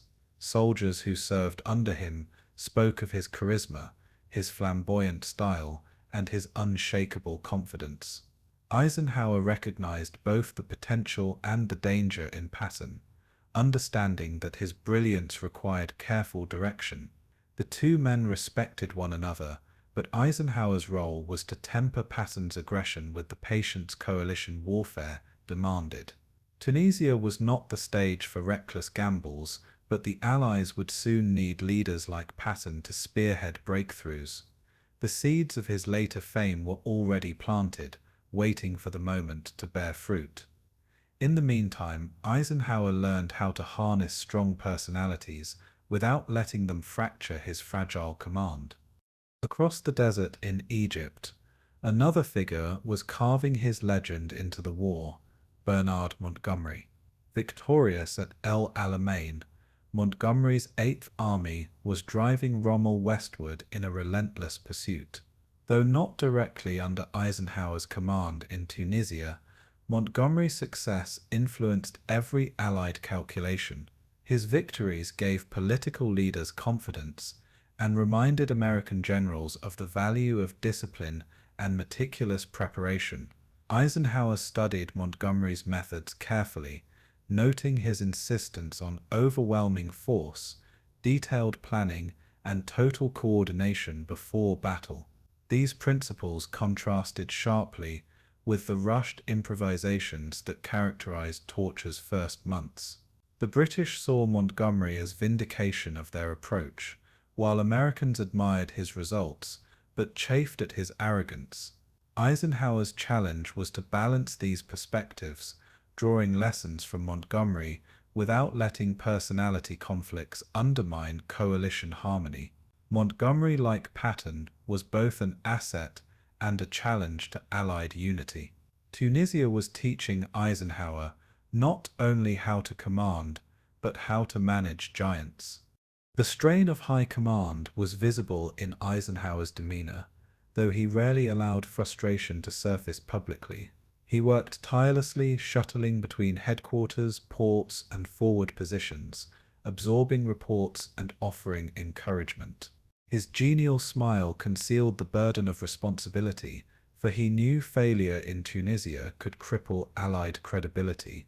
Roosevelt and Churchill watched closely, assessing whether their chosen commander could bear the weight of coalition warfare. Eisenhower's ability to mediate and inspire became as important as his ability to order attacks. Officers admired his calmness, even when setbacks piled high and tempers flared. He rarely raised his voice, preferring quiet persuasion, but when necessary he was capable of firm, decisive authority. His leadership style was not theatrical like Patton's, or rigid like Montgomery's, but flexible and human. Tunisia tested that style, stretching it to its limits. Each crisis became another step in Eisenhower's growth from staff officer to wartime leader. Coalition warfare meant that politics could never be separated from strategy. The Darlan deal had already strained relations with Free French forces, while coordination with Vichy officials remained fraught with suspicion. Eisenhower had to navigate not just British and American rivalry, but also the delicate task of integrating French troops into the fight. Meetings with French commanders were tense, negotiations protracted, and loyalties uncertain. Yet Eisenhower insisted on cooperation, recognizing that France's participation was vital for both morale and legitimacy. His patience in these matters often frustrated more impatient subordinates, but it proved essential to maintaining coalition unity. Churchill praised his diplomatic skill, while Roosevelt valued his ability to balance competing interests without alienating allies. These political challenges were as exhausting as the military ones, but Eisenhower handled them with the same steady hand, Tunisia was teaching him that victory was not only about winning battles, but about holding together a coalition of nations. In this, his education was as profound as that of the soldiers in the field. By the end of 1942, Eisenhower and his high command had endured their baptism of fire. Tunisia had revealed their flaws, exposed their inexperience, and humbled their ambitions. Yet it had also forged new habits, sharpened discipline, and illuminated the strengths of men who would carry the war forward. Eisenhower emerged not as a perfect commander, but as a leader growing with the enormity of his task. Patton and Montgomery stood poised as the bold blades of future offensives, while Anderson and others learned the hard cost of caution and error. The coalition, messy and quarrelsome, had survived its first great test without breaking apart. Lessons learned in Tunisia about supply, air power, and coordination would shape every campaign that followed. The Allies had stumbled, but they had not fallen, and in the crucible of North Africa, their high command began to mature into the team that would one day storm Europe. Tunisia was their classroom, and the war their teacher. Operation Torch did more than land Allied troops on African shores. It tore open the fragile fabric of French loyalties. For 2 years, France had been divided between Vichy collaboration and Free French defiance, with much of North Africa trapped in uneasy neutrality. Torch forced that neutrality to collapse overnight, compelling French officers, officials, and civilians to choose sides. Some clung to Vichy, citing duty to orders and fear of German reprisals against families in occupied France. Others seized the chance to align with the Allies, seeing in Torch the opportunity to restore France's honor. The landings created a civil war in miniature, fought not just with bullets but with loyalties and oaths. French soldiers who fired on Allied troops one day often found themselves ordered to cooperate with them the next. The confusion left scars of mistrust, but it also marked the beginning of France's return to the Allied camp. Torch split loyalties, but in doing so it also began the slow process of healing them. In Algiers, the sudden surrender, under Admiral Darlan's authority, brought French North Africa into Allied hands almost intact. Darlan's order for a ceasefire spared the cities from devastation, but sparked fury among Free French loyalists, who saw him as a collaborator. To many French officers, however, obedience to Darlan's authority provided legal cover for switching sides without appearing traitorous. This paradox allowed entire garrisons to lay down arms one day and rejoin the fight under Allied banners the next. French warships that had survived scuttling at Toulon now offered their services to the Allies, adding badly needed strength to naval patrols. Air units were reorganized under Allied command, though they initially flew outdated aircraft and lacked adequate supplies. French colonial troops, including North African regiments, long neglected by Vichy, were suddenly thrust back into the heart of the war effort. Their morale soared, as many saw Torch as liberation from the humiliation of subordination to Vichy. Within weeks, French North Africa was a recruiting ground for tens of thousands of fresh soldiers. Torch had transformed former adversaries into allies, even if the transition was uneasy. Charles de Gaulle, however, viewed these developments with suspicion and bitterness.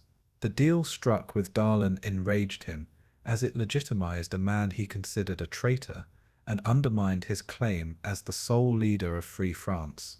From London, de Gaulle denounced the agreement, warning that France's honor could not be rebuilt on the back of collaboration. His supporters in North Africa echoed these sentiments, insisting that the French cause could only rally around Free France. Yet, in the eyes of many Allied commanders, de Gaulle was distant, difficult, and politically inconvenient. Eisenhower and Roosevelt preferred immediate results, and Darlan, followed later by General Henry Giraud, offered a pragmatic, if morally compromised, solution. The tension between de Gaulle and the Allies deepened as French territories shifted allegiance, not to him directly, but under Allied supervision. For de Gaulle, Torch was both a triumph and a humiliation. France had rejoined the war, but without him in command. This tension would fester, shaping post-war politics and alliances. The Torch legacy was as much about politics as it was about battlefields. General Henry Giraud, promoted after Darlan's assassination, became the figurehead of French forces in North Africa. A veteran officer respected for his military record, Giraud was seen by Roosevelt and Eisenhower as a more palatable alternative to de Gaulle. Yet Giraud lacked the charisma and political base that de Gaulle wielded among exiles and resistance groups. His leadership was functional but uninspiring, rooted in military discipline rather than visionary politics. French soldiers obeyed him, but many remained uncertain whether he represented the future of France or a temporary placeholder. The rivalry between Giraud and de Gaulle soon became a central feature of French politics in exile, with each maneuvering for influence. Torch had created the conditions for France's return to war, but it had also created a leadership vacuum. The Allies, wary of de Gaulle's obstinacy, tried to elevate Giraud, but the balance of power gradually shifted toward the Free French leader. In the meantime, French units fought bravely in Tunisia, gradually proving their worth on the battlefield.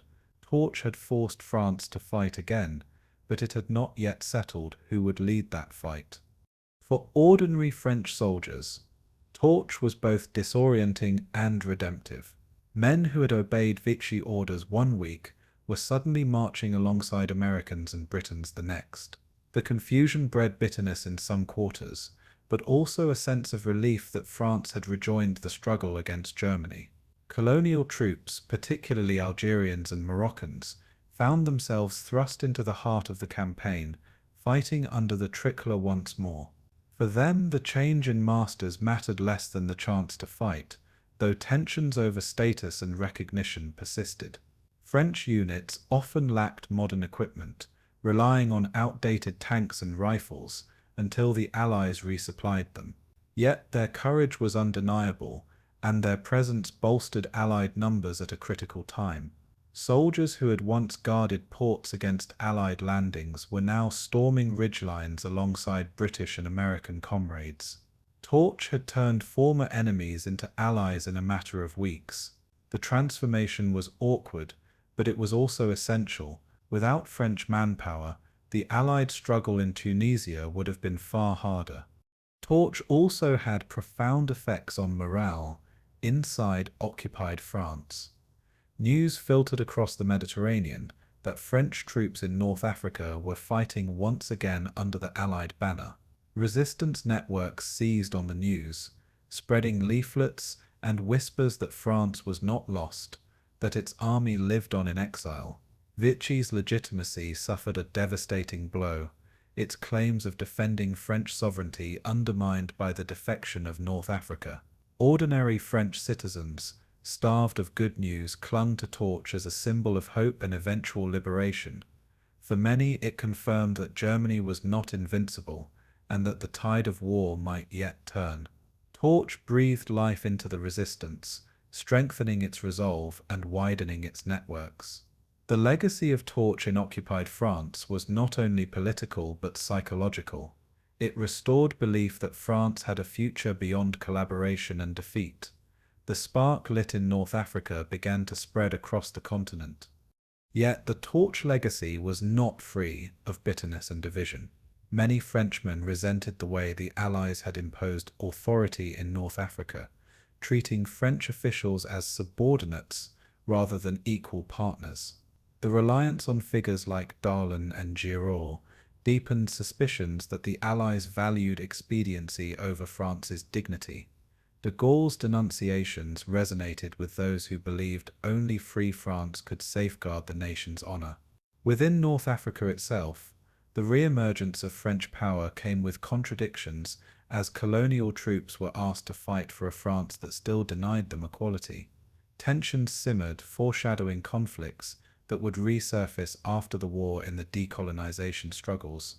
Torch had restored French arms, but had also exposed fractures within French society and between France and its allies. The battle for Tunisia was fought not only with bullets, but with visions of France's future.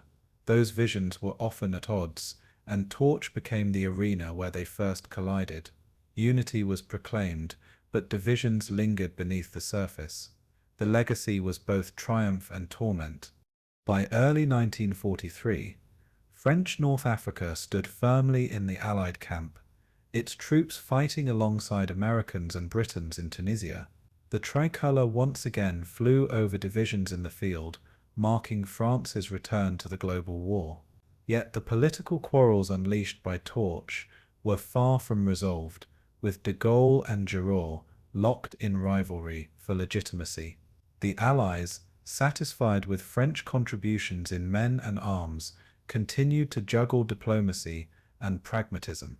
Torch had split loyalties, but it had also begun the process of rebuilding French participation in the war. For the soldiers, the campaign erased some of the shame of 1940, restoring pride in uniforms once discarded in defeat. For civilians in France, it rekindled hope that liberation might one day come, and for the Allies, it provided a reminder that victory required not just armies, but also nations willing to fight alongside them. Torch's legacy in France was messy, contested and incomplete, yet undeniably transformative. It marked the moment when France, fractured though it was, began the long road back to liberation.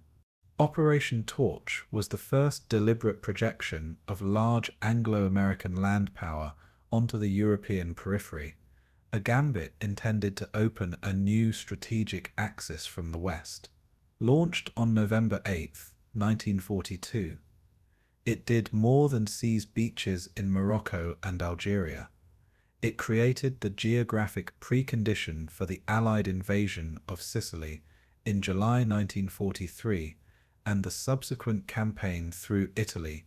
By forcing the Axis to fight on an additional front, Torch obliged German and Italian commanders to disperse men, ships, and aircraft that might otherwise have reinforced Russia or the Mediterranean's southern rim. The operation therefore functioned as a deliberate strategic squeeze, pressing from the west while Montgomery pressed from the east after El Alamein, and so turning Tunisia into a cauldron that bled Axis strength. More subtly, Torch demonstrated that the Allies could translate naval and air supremacy into sustained land campaigns, linking oceanic supply lines to forward bases in a way that reshaped campaign planning. It validated the political notion of attacking Axis peripheries rather than immediately attempting a cross-channel invasion, buying time to build men and material for the later direct assaults on Europe. For policymakers in London and Washington, the success in North Africa provided a tangible argument that a gradual, step-by-step approach toward Mediterranean and Southern Europe could work. For the Axis, Torch exposed vulnerabilities in control of the Mediterranean and forced a strategic recalculation that culminated in the hurried reinforcement of Tunisia. And for soldiers and sailors who had ridden at Torch's spearhead, the campaign became their first hard proof that amphibious power, properly supported, could project and sustain a modern army ashore. In short, Torch was both a proximate springboard to Sicily and Italy, and a proof of concept that would shape Allied strategy across 1943 and beyond. Torch was a crucible for amphibious doctrine, exposing both the promise and the perils of landing armies by sea on defended coasts. The scale, hundreds of ships, thousands of landing craft, and a force numbering over 100,000 men, created unprecedented demands for timing, fire support, and beach organization. Initial chaos, missed landings, swamped tanks, congested quays revealed flaws in planning that were remedied in later operations through tighter rehearsal, specialized landing craft, and clearer command relationships. Naval gunfire coordination, once crude and uneven, matured rapidly as spotters, prearranged firing plans, and close liaison with assault units became standard practice. The use of escort carriers to provide immediate fighter cover for convoys and landing zones emerged as an indispensable innovation for protecting vulnerable transports. Engineers learned to improvise under fire, building temporary piers, clearing mines under the noses of defenders, and rolling out steel matting to speed unloading operations. Perhaps most important, Torch proved that amphibious warfare was not a one-off stunt, but a logistical art that required industrial-scale support back home as much as daring on the beaches.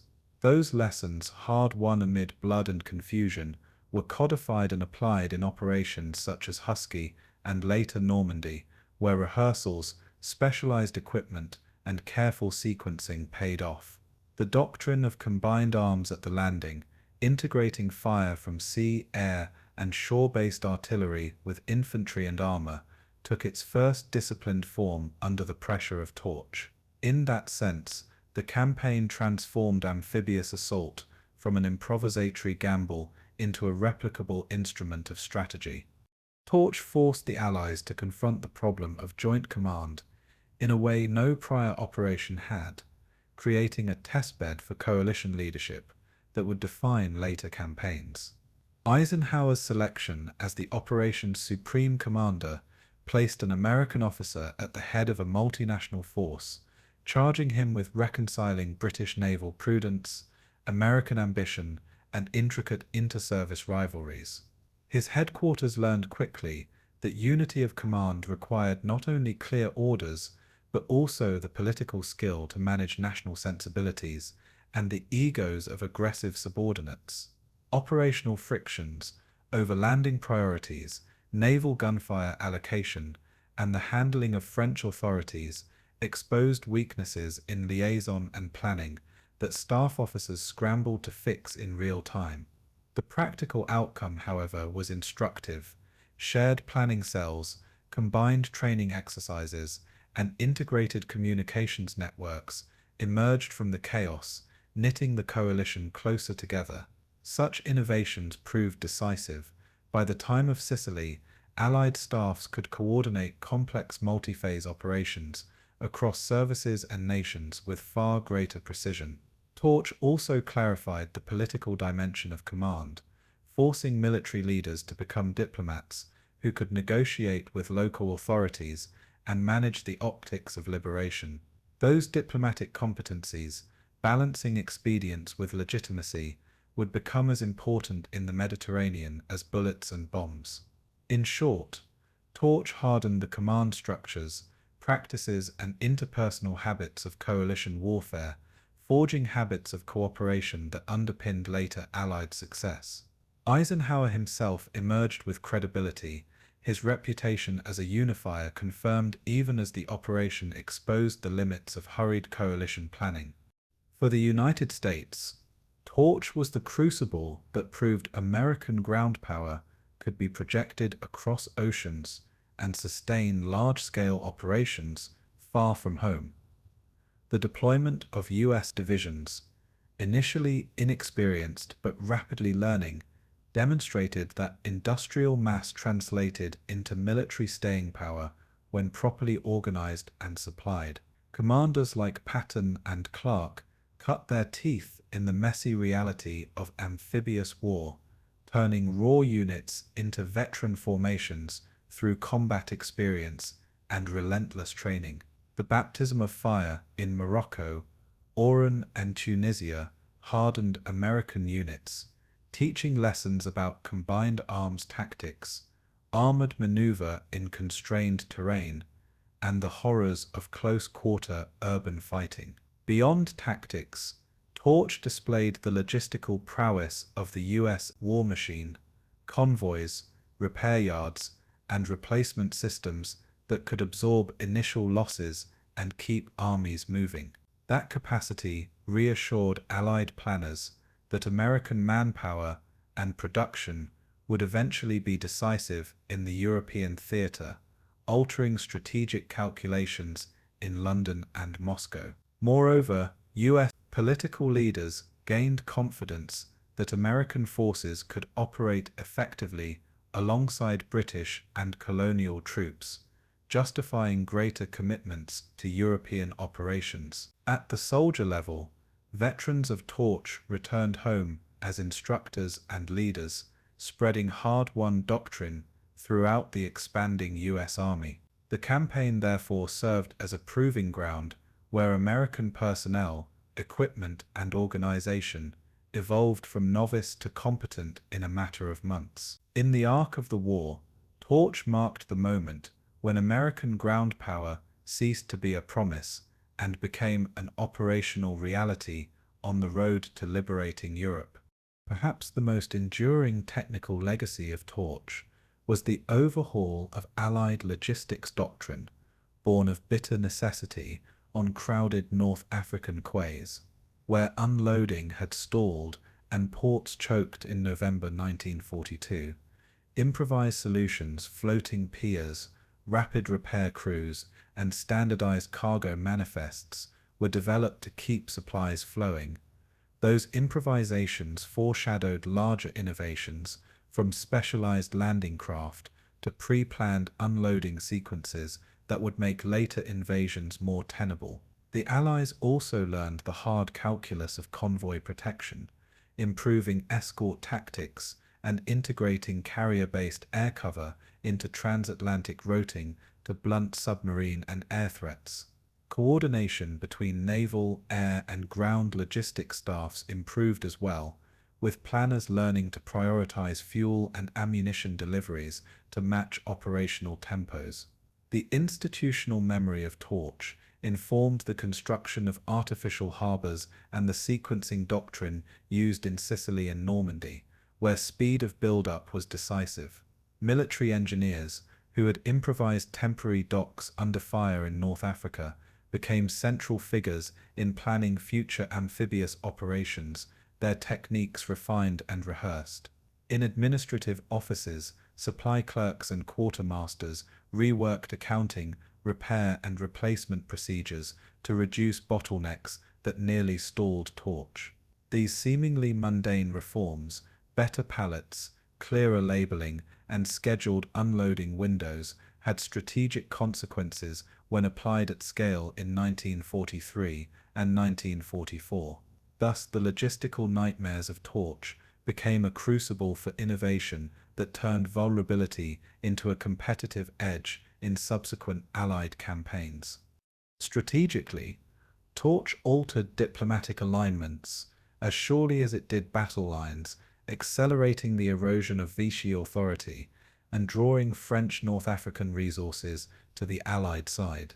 The political fallout, embodied in the Darlan episode, and later the rise of Giraud, reshaped French involvement and forced the Allies to manage liberation as much as military conquest.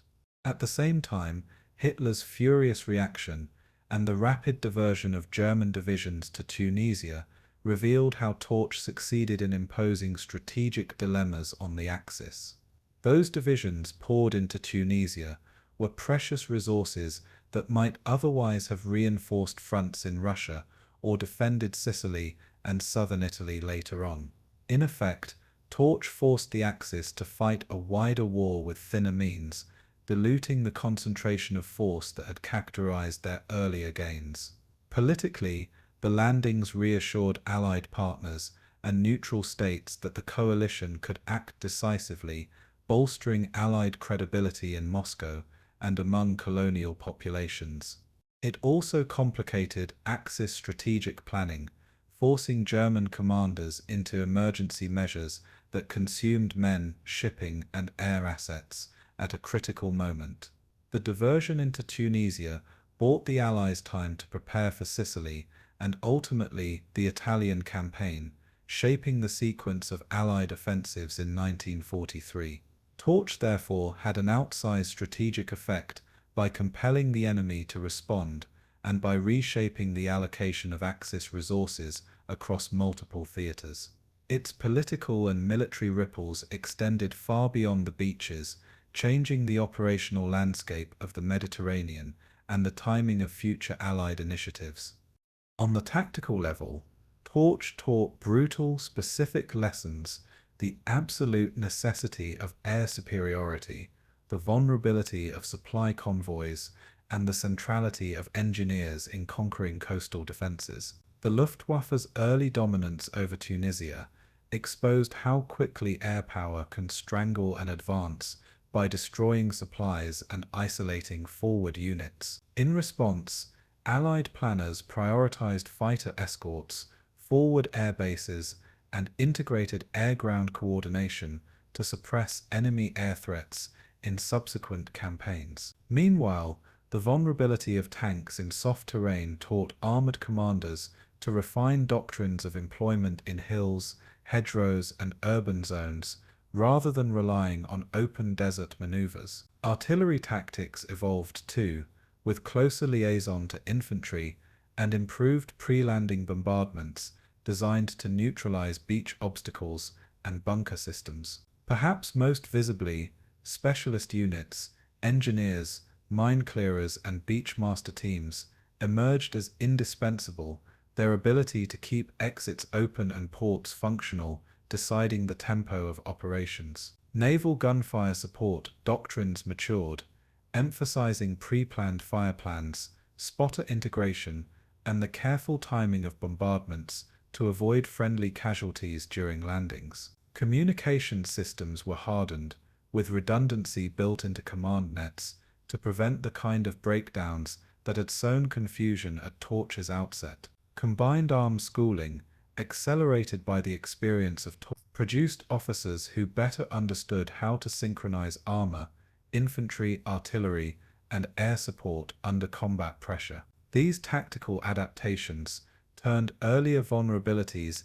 into institutional strengths, refining the Allied approach to amphibious and combined operations in 1943 and 1944. In human terms, Torch rewrote the war's narrative for many soldiers, sailors, and airmen who moved from anxious novices to hardened veterans in the crucible of North Africa.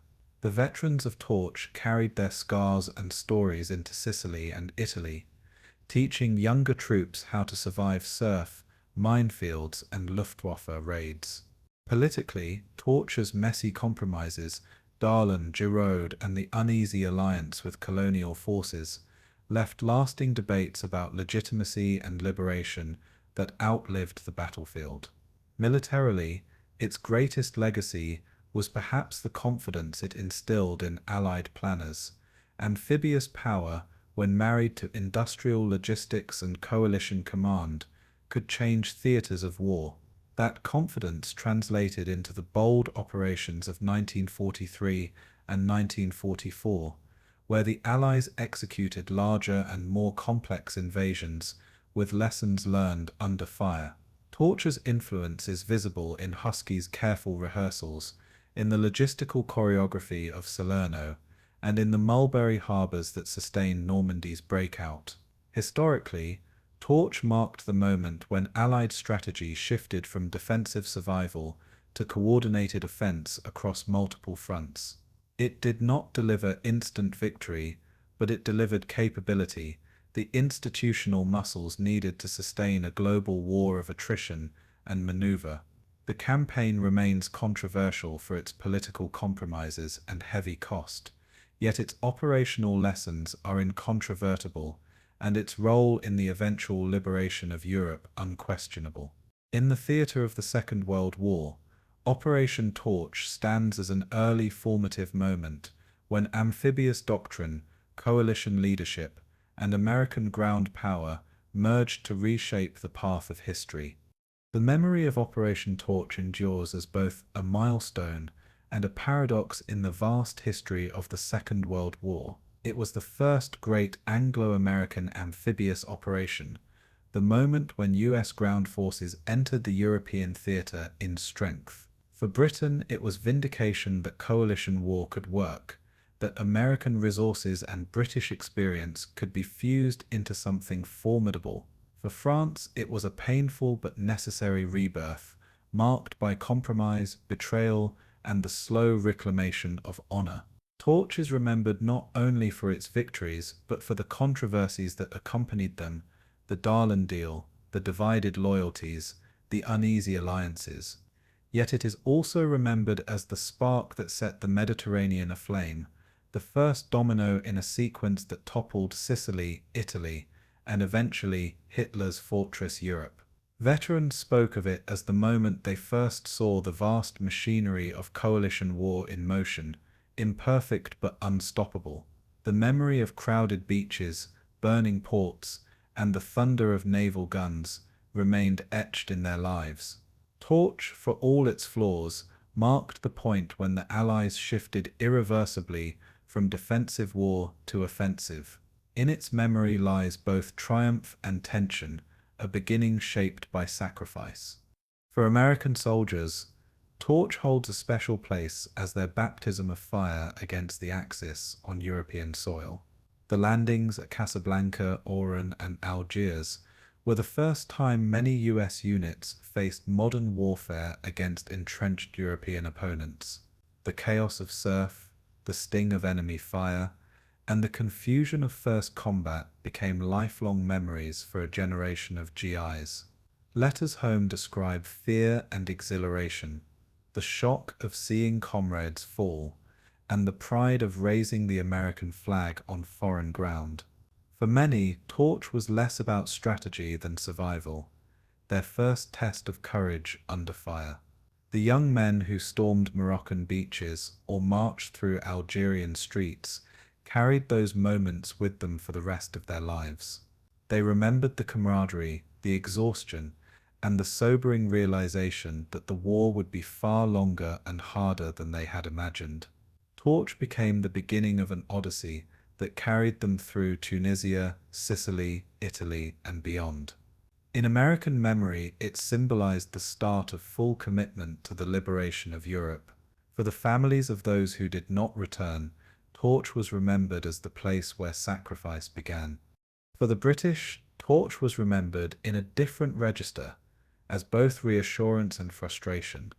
Their troops, hardened by years of desert war, saw the American learning curve with sympathy, but also impatience. British veterans remembered the landings as a chance to pass on hard-earned lessons in logistics, amphibious craft, and desert maneuver. They also remembered the exasperation of coalition command, the compromises that slowed operations and sometimes cost lives. Yet for Britain as a nation, Torch was a relief. It proved the United States was truly committed, not only supplying arms but sharing blood. Churchill himself described the operation as the first stroke of a long, deliberate hammering against the Axis periphery. For ordinary British soldiers, the memory of Torch was tied to camaraderie with their new American brothers in arms. They recalled the sound of American swing music in camps, the sight of endless US convoys rolling east, and the mingling of two armies under one banner. The British memory of Torch was pragmatic, tinged with pride and caution, but rooted in a sense of shared destiny. In that shared destiny lay the seeds of eventual Allied victory. For the French, the memory of Torch remains the most conflicted of all. French soldiers in North Africa remembered the sting of firing on Allied troops in those first confused days, only to be asked to join them days later. Families remembered the bitterness of divided loyalties, of friends and neighbors torn between Vichy obedience and free French defiance. Torch was remembered in Algiers as the moment of sudden reversal, when political authority shifted overnight with the stroke of a pen. The Darlan deal haunted memory, a compromise that saved lives but left scars of suspicion and betrayal. Yet many French veterans remembered Torch with pride, as the moment when they rejoined the war in earnest. Colonial troops, Moroccan, Algerian, Tunisian, remembered it as the call to arms that thrust them into Europe's war, though often with little recognition after. Torch, for France, was both humiliation and redemption, a painful pivot that placed the tricolour once more on the side of liberation. Its memory is shaped as much by politics as by bloodshed, and its legacy is debated still. But without torch, France's road back to honour would have been longer, perhaps impossible. Torch also left a memory of sacrifice, measured in graves that dot North Africa to this day. American cemeteries near Oran and British plots near Algiers hold the names of young men who fell in the opening acts of a long campaign. French dead lie in unmarked fields, remembered quietly by families who saw their sons die on both sides of the same battle. These cemeteries tell the human cost of the landings, a reminder that even the first step toward victory came steeped in blood. Veterans who survived spoke reverently of comrades lost, men who had gone ashore never to rise again. The memory of Torch is therefore not only about strategy and politics, but about the ordinary soldier's courage and loss. In speeches and ceremonies decades later, officials invoked Torch as the moment when sacrifice became shared across oceans. Americans, Britons, and French alike spilled their blood on African soil, binding them in the fellowship of arms. Those sacrifices lent legitimacy to the operation, even amid controversy, because they testified to commitment. The graves are memory made permanent, silent witnesses to the price of the first Allied step. Torch also carries the memory of controversy, the reminder that victory often comes tangled in compromise. The Darlan deal remains one of the most divisive episodes of the war's diplomacy, remembered as both a necessary expedient and a betrayal of principle. For de Gaulle and his followers, it was an insult, proof that the Allies valued expedience over France's honor. For Roosevelt and Eisenhower, it was a grim necessity, a way to prevent further bloodshed and secure French cooperation quickly. The memory of those political maneuvers shadowed every commemoration of Torch, a reminder that liberation was never simple. Veterans often spoke bluntly about the contradictions. They fought bravely even as their leaders made bargains with former enemies. Torch is remembered as both symbol of unity and illustration of the tensions that define coalition warfare. The legacy of those compromises endured after the war, shaping post-war Franco-American relations and French suspicion of Anglo-American motives. Yet even critics acknowledged that without such deals, the campaign might have bled far longer. Memory preserves both the glory and the grit of Torch, refusing to sanitize its history. As the years passed, Torch became remembered less as a single battle and more as a beginning. In museums, history books, and veteran stories, it is recalled as the opening chapter of the Allied return to Europe. The memory of landing craft surging toward foreign beaches became an icon of the new style of war that would culminate in Normandy. Torch proved that amphibious power could succeed at scale, a lesson remembered by every soldier who later stormed Sicily or Salerno. In strategic memory, it became the first step of the Mediterranean path, the bridgehead from which Italy was invaded, and Hitler's southern flank unraveled. In national memory, it symbolized cooperation, the moment when Allies began to act as one, despite quarrels and compromises. Veterans returning decades later spoke of Torch with pride, aware that they had stood at the beginning of the great Allied advance. For them, the memory was not just about blood spilled, but about history set in motion. The beaches of Morocco and Algeria, though less famous than Normandy, became markers of transformation. Torch was the beginning of the end, and memory keeps it so. Today, the memory of Torch remains etched in stone memorials, in family stories, and in the collective history of nations. It is remembered in the graves of American, British, and French dead who never saw the war's end. It is remembered in the controversies of politics, where the Darlan deal and French divisions still spark debate. It is remembered in the lessons of strategy, where amphibious warfare, coalition command, and logistical mastery first proved themselves. Torch is less celebrated than Normandy, less decisive than Stalingrad, but no less essential to the Allied road to victory. Its memory is that of a beginning, imperfect, bloody, controversial, but vital. It stands as a symbol of sacrifice, cooperation, and the willingness of nations to act together across oceans. For the men who lived it, Torch was the day they learned that war would test not only their courage, but their capacity to endure uncertainty. For history, Torch is remembered as the moment when the tide began to shift in the Mediterranean, and in that memory, its legacy lives on,